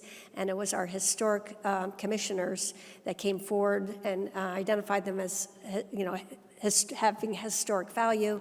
And so these commissions are very important. I want to hear from them. Thank you. Vice Mayor Quasman. I'm just just on the, I don't disagree with my colleagues at all, and so I don't believe we should change the annual nature of it, but just in terms of real execution, here's what I could tell you as a freshman council member. It's really hard when we have these like big votes and it's a late night and then all of a sudden we have 3 hours of boards and commissions.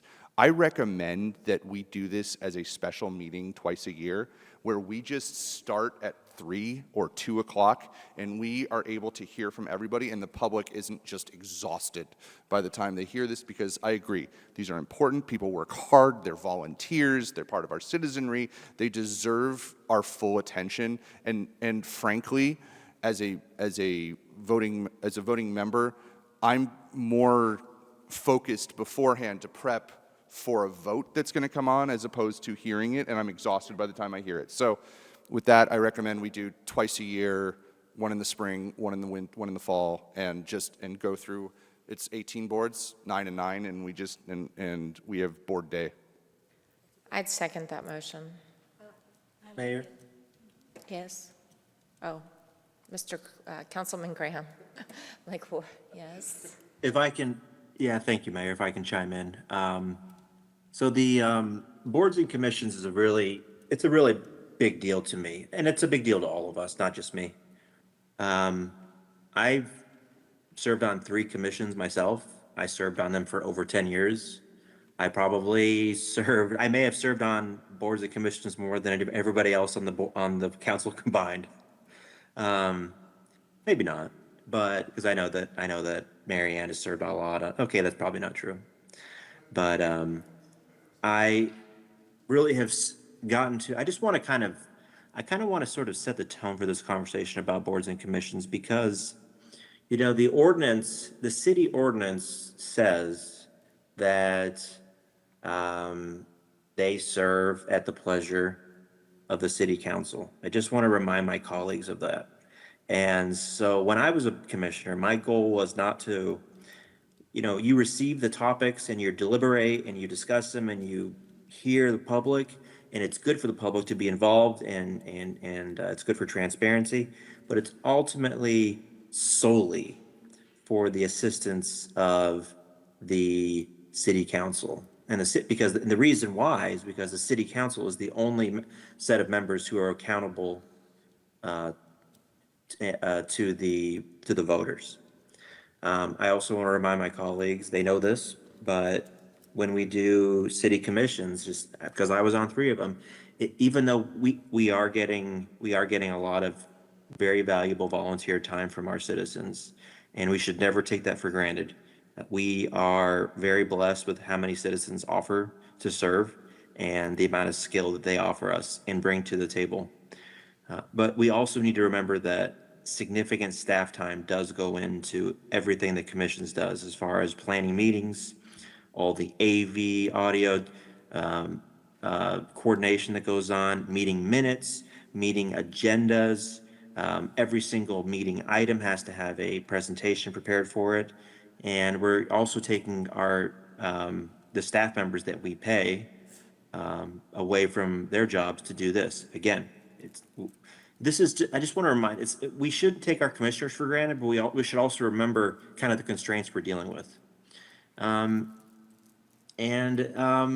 So every commissioner serves at our pleasure. So I just want to remind my colleagues, because sometimes there's confusion about what the point of the commissions is. And the commissions is to help the members of the city government who are accountable to the public to do their job. So just about this issue, personally, I think we could do it every other year for each of these. I think that would be satisfactory, because you kind of get sort of like a once a session type thing. I did also like Vice Mayor Quasman's idea. So thank you, Mayor. Thank you. And with that, I don't see any other speakers. On this item, we have a motion to do it annually and at a unique time that is not combined with a regular or special meeting. So with that, please indicate your vote.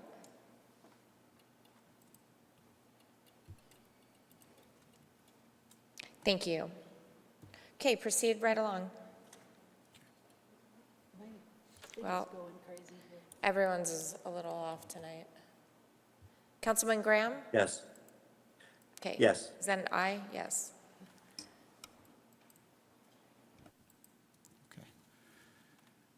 So, yeah, the agenda placement, I think we have direction on that in terms of moving it to a special meeting, so we'll do that. So we'll go to the next slide. So in terms of some other things to consider are the presentation length. We did ask the boards last year to keep it around 5 minutes. Just seeing if you all are still good with that time length or if you would like another time. And then also, we've already gotten direction on the number of presentations, so we'll look to do the 9 presentations. And then finally, the presentation topics. We focus on, again, key accomplishments and current and future items. If you'd like to stick with those topics or possibly add some others, but any feedback would be appreciated. Thank you, Ben. I personally think 5 minutes is too short. I think many of them went over 5 minutes anyway, which is probably necessary. I would be fine with 10 minutes. I think that's a fair. That's good. It's an hour and a half, give or take. I mean, twice a year. It's like, yeah. Some will have less, some will have, All right, so with that, I'll make a motion on that, but you want us to go through all these, number of presentations per meeting? No, I think we could do 2 times a year. Yeah, you provided direction on that Okay. one, Mayor, yeah. And then the presentation topics, if you all are good with those. Yeah, that makes sense. So do you need a motion for all this? No, you got it.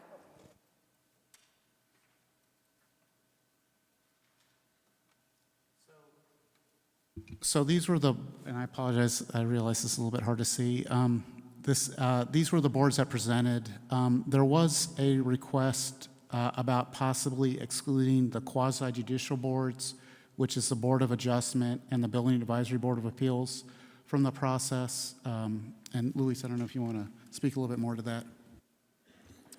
Mayor, members of the council, the request to exclude the Board of Adjustment and BABA is they're quasi-judicial, and the concern would be just simply that since they're supposed to make decisions on various things, and BABA's Building Board of Appeals and BOA is Board of Adjustment, since their decisions, they're supposed to be neutral, the thought was to not have them report because that could potentially affect their objectivity. We don't have strong feelings on it one way or another, but that was the concern. Councilwoman DeBoscus. Thank you, Madam Mayor. Maybe the word report should be different, but discuss, talk about where they're at, what they're doing, have an opportunity to give us a presentation on what they've been doing rather than reporting. But I think the sentiment that you're hearing from council is that we like to have the interaction. We like for them to have an opportunity to tell us something if they think we need to know something, but also for the public to also be able to hear what's going on with these boards so that we can just be a better educated community altogether. So maybe it's just a different format for those presentations, and then remind us why it's a different format, please.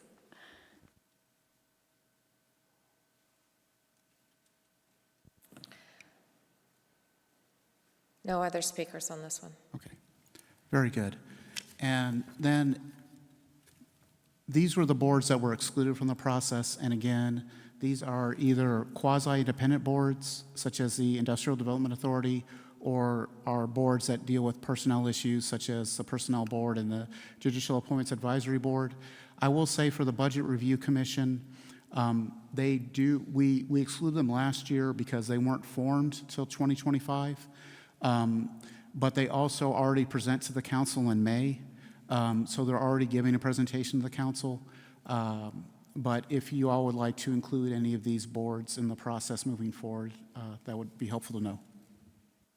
Councilwoman Whitehead. Yeah, I think the Industrial Development Authority, if they have any projects, I know they've been struggling for years to have projects, but it's a very interesting board, and the potential. I've had a number of property owners ask me about working with the IDA to get some projects done.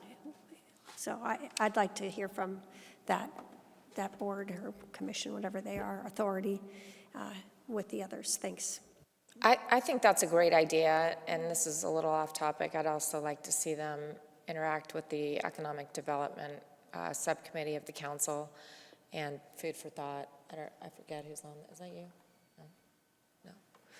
It's you. Oh, yeah. I think that's a great place for them to start before they meet with the council, but I agree with Councilwoman Whitehead on that. So that's pretty much the only one that I would, and by the way, they're dormant to Councilwoman Whitehead, so if they're dormant, I think they should still come, honestly, because it could spawn some ideas.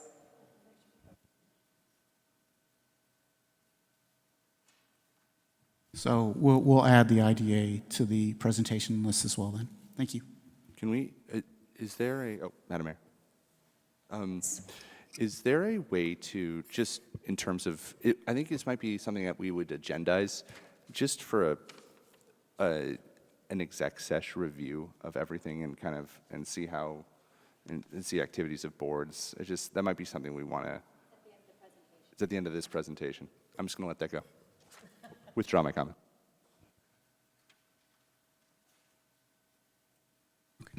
So thank you all very much for the feedback on the annual report presentations. That was extremely helpful.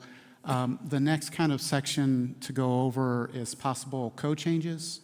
And so the first one involves the use of electronic devices. I'm not going to read this verbatim, but this is basically, this is a code section that applies to our boards and commissions that basically does not allow them to utilize electronic devices from the dais during their meetings. The council had a similar prohibition in their council rules, which was struck from the council rules in January of 2025. And so we just wanted feedback from the council about whether to retain this section in the code, to possibly modify it, repeal it, or take some type of other action.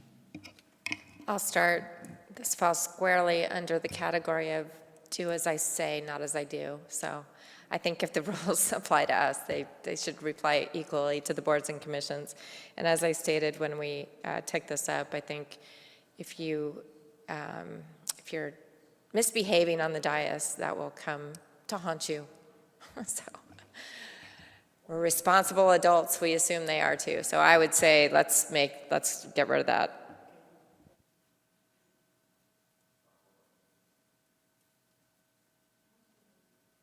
Most of us, Kathy, Councilwoman Littlefield says. Okay, no more questions on that. Is that good with everybody? Anyone have an objection to that? Okay, thank you. The next one, this was a mayor and council item from Councilman Graham related to bylaws. So our current process related to bylaws is that the boards, it's in their various sections, in their code sections, that they have the ability to establish their own bylaws and then to modify those bylaws. There was a request from Councilman Graham for the council to consider possibly having the council approve new bylaws and also amendments to bylaws.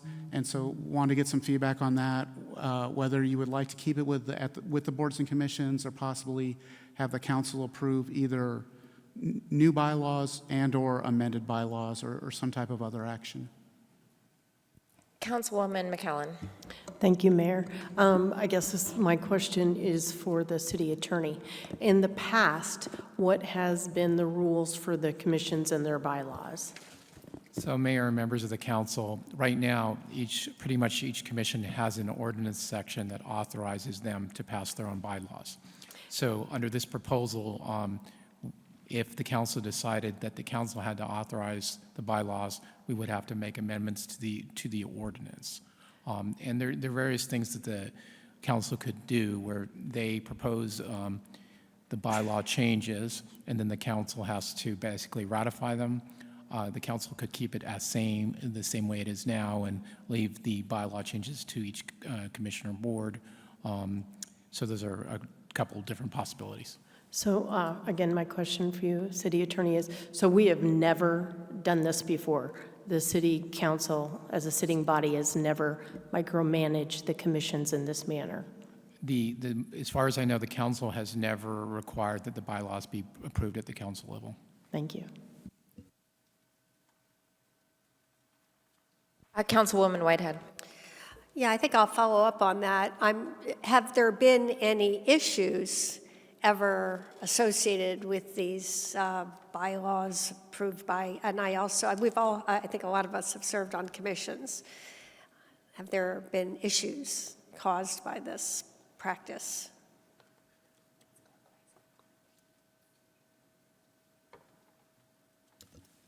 Consulting with my colleague, Mr. Lane, we're not aware of particular issues that we're dealing with currently. Okay, so we'd be fixing something that's not broken. I guess, these commissions are pretty varied, and there may be reasons that come up that might make these volunteer professionals want to adjust their bylaws.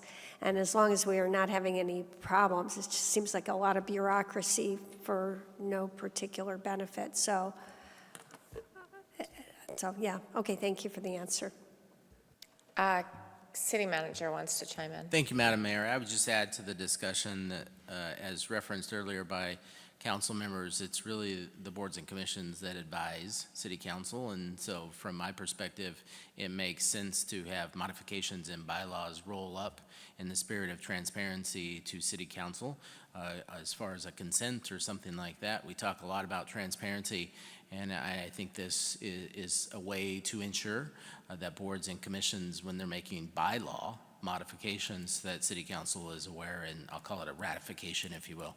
Thank you, Madam Mayor. Thank you, Councilwoman Littlefield. And then I have a question about what you just said. Yeah, I'm looking at this, and I thought about it quite a bit, but it seems to me that if it's not broken, we shouldn't fix it. So I think I would leave it as it is right now until a problem occurs that we need to look at and to fix. As far as I know, boards and commissions are doing just fine. They're doing exactly what they're supposed to do, and we should leave them to it. Thank you. So I just want to chime in on both the comments that were made and what you said, City Manager. I'm really surprised we don't have a uniform template for bylaws. I mean, that seems like what we should be doing. I don't even understand, like, if it's not broke, if it's not broke, why fix it?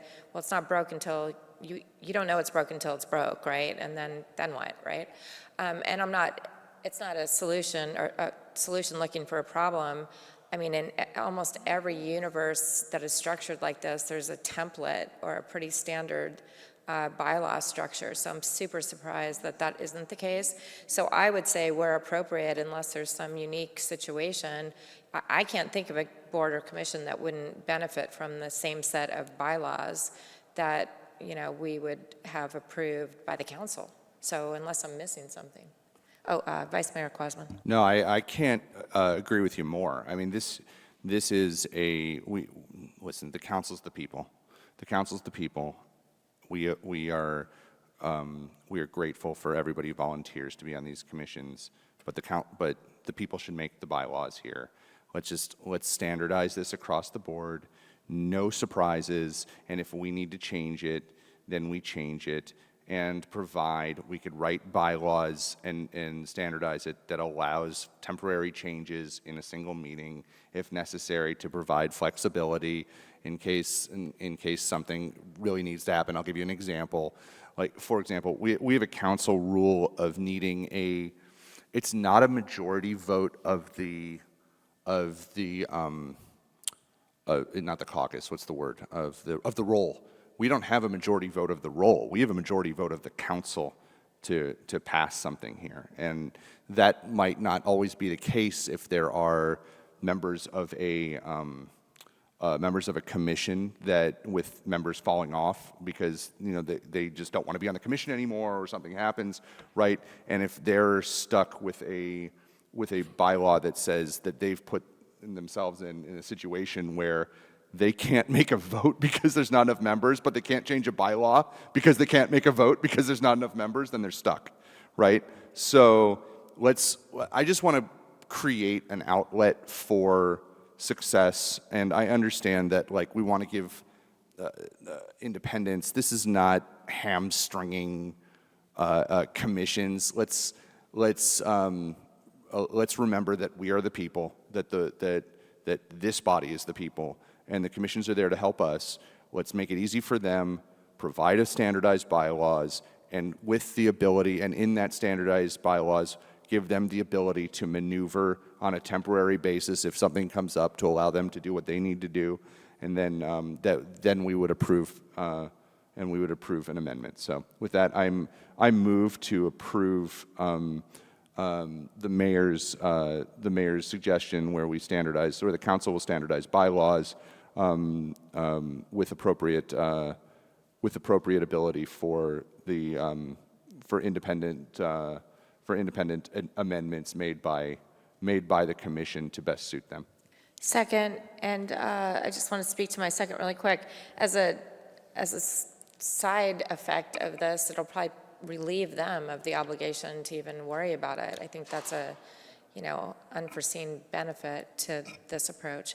Councilwoman McCallum. I just want to clarify the motion.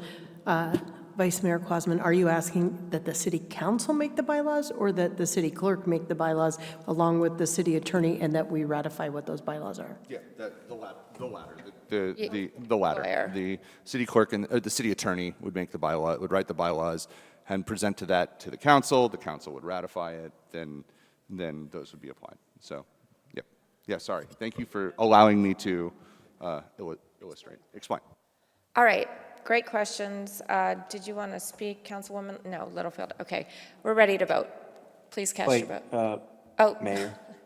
Yes, Councilman. I know. This is Graham. one of the disabilities of not being there.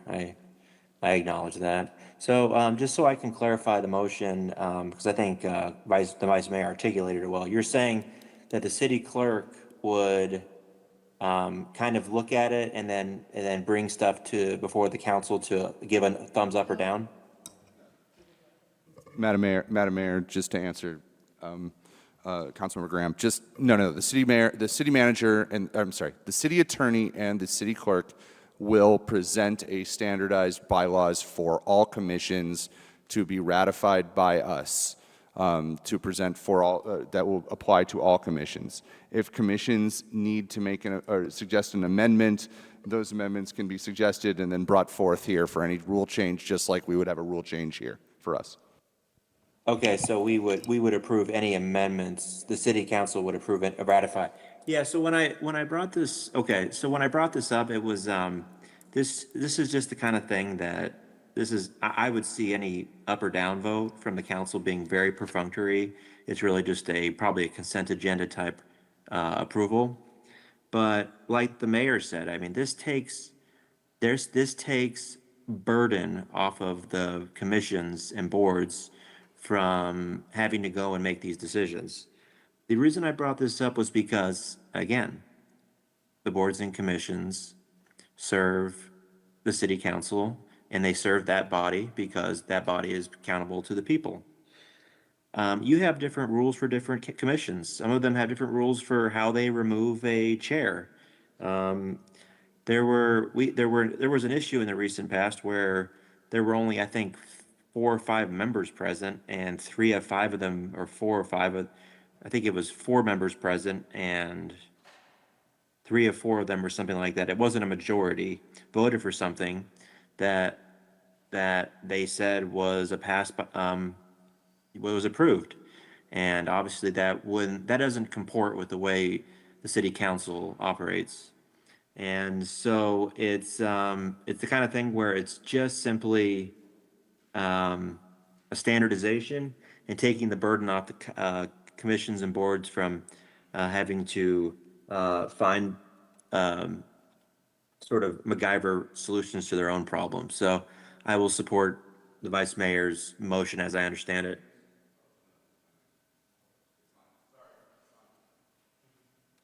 Okay, thank you, Councilman Graham. So you've cast your vote. Now everyone else, please cast your vote.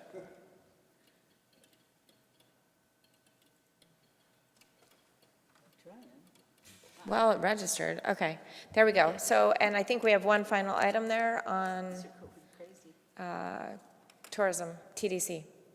Mayor, we actually have a handful more things. Oh, we do? Yeah, sorry. Oh, there we go. Okay.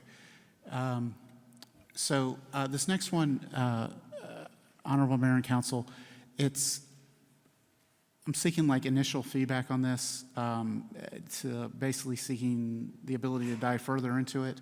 But it relates to actually something Councilman Graham just brought up related to the affirmative vote count. So in our charter, basically it states that the council, for most of its motions, requires 4 affirmative votes. There are a handful of items that require a supermajority, but for most things, it requires 4 affirmative votes. So just as a quick example, if a member was sick on the council for a meeting, and then a member declared a conflict of interest, and so the council was down to 5 members, if something was, I'm going to put this in quotes, approved on a 3-2 vote, it would actually fail, because our charter, which is our constitution, says that basically it's a majority of the entire council is required to pass something. So it takes 4 affirmative votes for us to pass, for the council to pass something. There is no similar provision for all boards and commissions. There is one board and commission that I found. It's a Human Relations Commission. They actually have something in their code section that does say that it does require 4 affirmative votes to pass something, but they're the only ones that I could find that has that. With all that being said, I will say that there might be some exceptions needed for certain boards. So, for example, our planning commission or our planning-related boards, we want them to declare a conflict. We want all our board members, when they have a conflict, to declare a conflict of interest. But it seems to happen more often on the planning-related boards. And so there may be instances where 2 members on the planning commission declare a conflict, and they're down to 5 members, and the item would pass on a 3-2 vote. That might never change, and so I think there might be some exceptions put in for some of our boards that are basically making recommendations to the council to allow them to pass something with less than 4 members, but that would be the exception rather than the rule. Madam Mayor. Vice Mayor. Can we put this, I think all these solutions can be put in the rule package that is going to be presented to the council and with recommendations of different ordinance changes that we need to accordingly as a suite of rule changes for the boards and commissions. I don't know. I think you're trying to get the answers right here. So I want to speak to this real quick and hold that thought. I see what you're saying, but my concern about changing this to the same high standard that we use here, which is good, is these are volunteers that are, doing business, and I'd hate to have a real stalling impact or chilling effect on doing anything or getting anything through because, there's a frequency of issues. So I don't know if I like this one. Do anyone want to chime in? I think we're almost done with these. We only have 2 more left, so we might as well hash them out. Mayor? Hold on, we have someone on the board here, Councilman Graham. Councilwoman McAllen. Thank you, Mayor. I just want to clarify with the city clerk and the city attorney. So, and I understand what you were saying, Mayor, but I'm thinking what the city clerk is saying is that the Planning Commission would not be able to do their job if we didn't allow this rule change, because a lot of them, I was under the impression what you were saying is so the Planning Commission has 6 members, and if 2 of them have to recuse themselves, then, and someone's absent, then that only leaves 3 people. So they wouldn't be able to take a vote, or they wouldn't be able to accomplish it. Is that correct, or?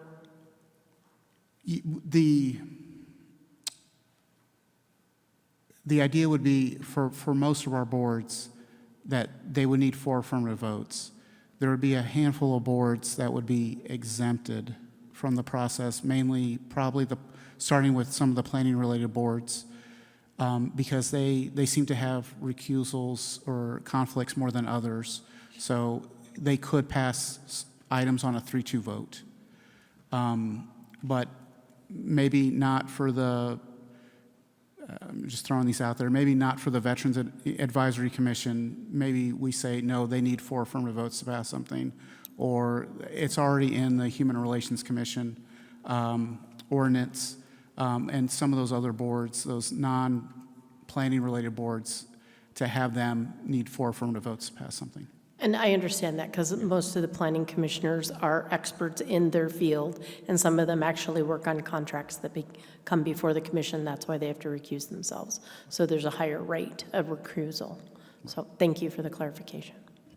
So maybe a compromise would be to not require the 4-vote rule to apply to boards and commissions, but highlight that when that information comes before the council, how many people voted for it. I think that could be a good compromise, but I am concerned that there's probably more people that, there's more times than, at least on this body, that all 7 people are not there. So that would really cause problems, I think. But on the other hand, that would put pressure on people to show up. So, I'm kind of one way or the other. I don't know. Honestly, I don't know that it really is critical to make the change, but go ahead, Councilwoman DeBoscus. I was just going to go on your thought that it is important that they come and they provide their feedback, and then requiring 4 votes like what we have, in order for something to pass and to come to us, that might require them to sit down and work it out and really come to a solution that they can all get on board with. And so it might be an opportunity to gain greater consensus. And then when it comes to us and it was, 6 people voted on this and it was a 4-2, that tells us something different, or it was 5 people voted on us and it was a 4-1, then that tells us that they really felt strongly about it. And so it might create more opportunities for consensus building. Yeah, just to parlay off that, I think I can see it both ways. It could be a benefit and it could be a hindrance. So with that, I don't know that I have a definite, I think it could improve attendance. And maybe if we're going to require that, the next thought that occurs to me is, we require people to attend, and if they're not going to be subject to replacement. What's the number of misses? Mayor, it's if a board member misses 3 meetings in a row or 4 meetings in a 6-month period, they're subject to removal by the council. Yeah, okay. Is our current policy. It's pretty lenient. All right. Thank you. I don't have anything else to say, but I'm really good with either way. I can see both sides of it, honestly.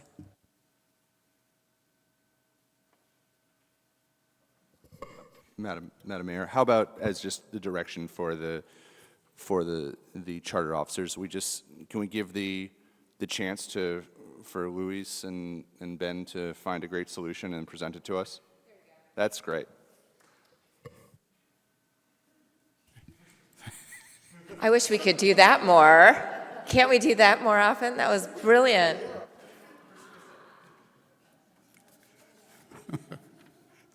Thank you for the direction. Okay, so I believe, this is the last major topic for tonight, and in all honesty, thank you very much for all the direction. So this was a request from Councilwoman DeBoscus, and I think another council member may have brought this up. I apologize, but this relates to the Tourism Development Commission membership. Right now, the way the membership is laid out for the Tourism Development Commission is that it's a minimum of 4 so it's 7 members. 4 of the members are Scottsdale hoteliers. And again, for all our boards and commissions, you have to be a Scottsdale resident. But for this particular body, in addition to being a Scottsdale resident, you have to work at a Scottsdale hotel. And then we do have 1 member that's recommended by Experience Scottsdale to the council, and then the balance, which is 2 other members, from other elements of the tourism industry. So that's the makeup of the board right now, and just wanted to get council feedback on whether to keep those designations, to possibly modify them, or do something else. Thank you. Councilwoman McCallum. Thank you, Mayor. I will state for public record that I do sit on the Board of Directors for Experience Scottsdale. I do attend the TDC meetings. I have for over a year. The expertise that the hoteliers bring to the TDC is beyond measure. I understand that we have citizens that might be interested in it, but their expertise is what we value on this commission, because they are deciding almost $1 million worth of bed taxes and greater for events that come to Scottsdale, and their expertise is beyond. And at these monthly meetings, I know the city manager is also on the board of directors of Experience Scottsdale and knows that the information that happens in these meetings is way beyond just the average citizen who may be interested in tourism or have an events background, but the need, and this has always been the standard from what I understand. We have not ever had just residents of interest, but we have residents that are experts. And I would like to continue that we have the same standard that we've always had. Just my input. Thank you. Councilwoman Whitehead. Yeah, so it has been a challenge. I agree. I want hoteliers. I mean, this is a commission that does require people in the industry. The challenge has always been Scottsdale Hotel, which I think is more important than Scottsdale resident. But they're required to be a resident and working for a Scottsdale hotelier. Did they just say that? Sorry, it's getting late. Just remind me. Yes, Councilwoman Whitehead, they are required to be a Scottsdale resident and work at a Scottsdale hotel. And I don't think there's a way to allow, I mean, I don't know if there's flexibility there, if that makes any sense. I know that has been the challenge, is finding a Scottsdale hotelier that also resides in Scottsdale. And a lot of times what we've done is we appointed someone who'd already served 6 years. I mean, that's over my years, that's what I've seen. I'd like to keep hoteliers on there, but. City Attorney. Mayor and members of the council, some flexibility that you could consider too is obviously the residencies required by the city charter. But what happens sometimes is if you have someone that works at a particular hotel, they leave that job, but their expertise certainly is still there within them. So instead of requiring them to work at a particular hotel, perhaps you have the experience, that they have the background in it, versus actually being currently employed. That's just a suggestion. Okay, thank you. Councilwoman Mayor. DeBascus. Oh, Thank you, Madam Mayor. This is an issue that was brought to my attention by the past chair of the commission. She said it's just very, very difficult to find enough hoteliers, and it's been one of the biggest challenges that she had as chair. And so her recommendation was that we consider changing, not removing all hoteliers, but just changing the number. So maybe it's a minimum of 3. And we can have one that could be a hotelier or a member of the tourism industry.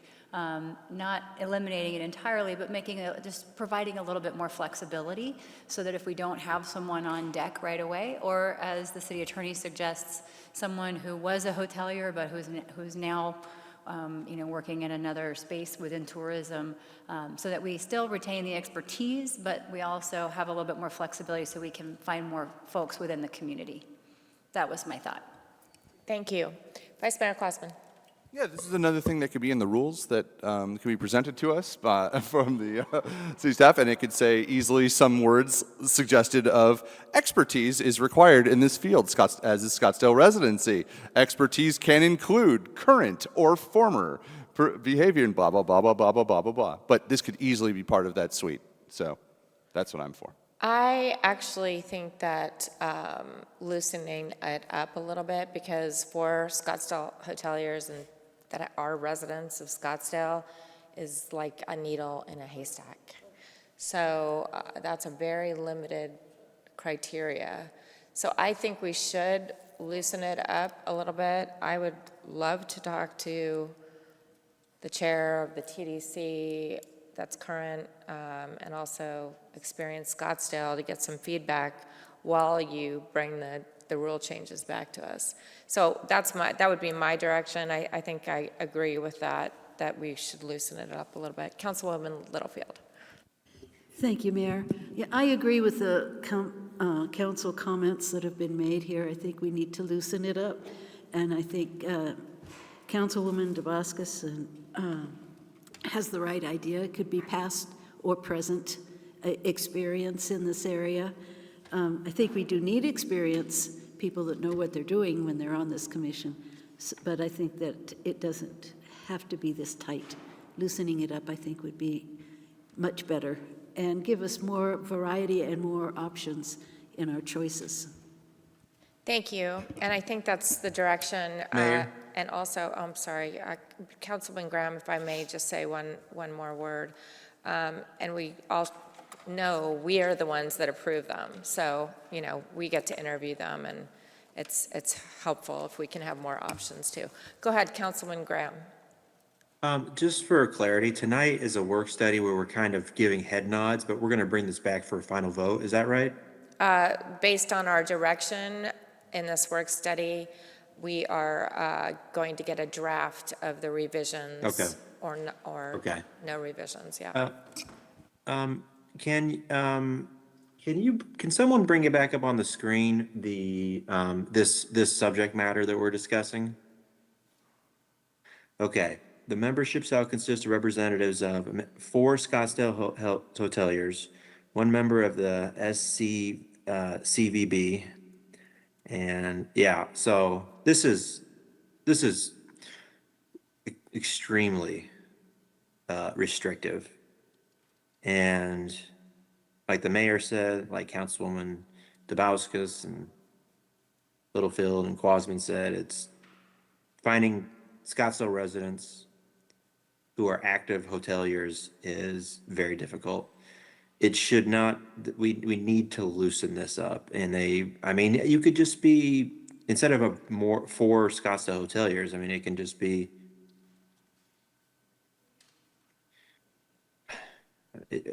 again, I agree with my colleagues. Let's loosen it up. Let's be more flexible. So thank you. Thank you. All right, that concludes the council comments. So I think that was the last one. Was that the last one? One more? Mayor, so that concludes the main feedback for tonight. These were just future-looking items for possibly future discussion, just to see if you all would like us to explore these things. So the first one is if you all want us to look at any of the boards and commissions to make sure that they have the right areas of expertise for their particular boards. I think there was some feedback about possibly looking at some of the planning-related boards to make sure that we had the correct number of individuals with an architectural background or development background and so forth. So that was one thing we were looking to do. Also, if you want us to look at how we compare to our peer cities in terms of the total number of boards and commissions that we have as compared to our peer cities. And then finally, if there were any, if you all want us to bring back more information about boards or specific member categories that are difficult to recruit. So for example, the Building Advisory Board of Appeals, as you all know, we've had a very hard time recruiting for that board. Additionally, on the Judicial Appointments Advisory Board, we actually have a slot there that is a member of the Scottsdale Bar. So for that particular slot, you have to be a Scottsdale resident, you have to be a member of the Arizona Bar, and then you have to be a member of the Scottsdale Bar, which is completely voluntary, and it's hard to recruit for that position. So if you all want us to look at more at stuff like that and bring it back to you, we could do that. Thank you. Vice Mayor Quasman. I think it's great. I'm 100% for it. Look at that, get back to us, because there are many attorneys that I know in Scottsdale that are not members of the Scottsdale Bar. Well, they should be. I agree with that. I should be. I want to apologize to the Scottsdale Bar. I am not currently a member, but we'll change that. Thank you for that expensive statement from you, Madam Mayor. I think you should join it. I'm serious. I will join. All right. I just want to add that I would like you to look at, I'm going to raise the topic I haven't raised in at least a year and 3 months, direct appointments. I think we should take a serious look at that.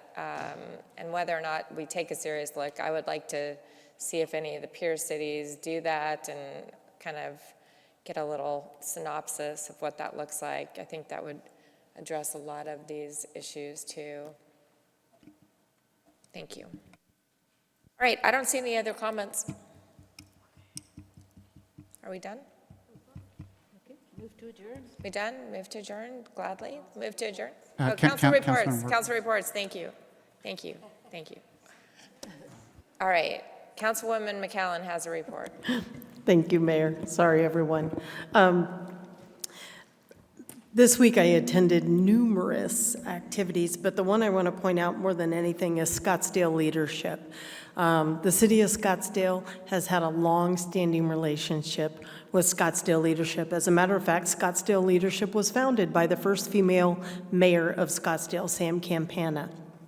And the city has long been the biggest supporter because the city is the biggest benefactor of Scottsdale leadership. That being said, since 2008, 83 projects, they're called PLIFs, Project Pay It Forward, have occurred in the city of Scottsdale, which is more than 66,000 volunteer hours that would have been costly to the city, but they're city residents who volunteer their time.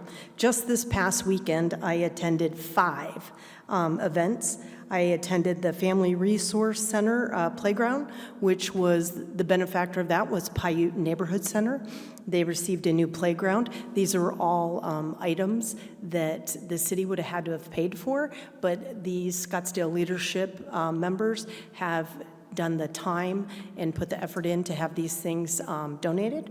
I attended the Walter Hive, which is a new photography and computer lab that cost more than almost $100,000 that the city did not have to pay for.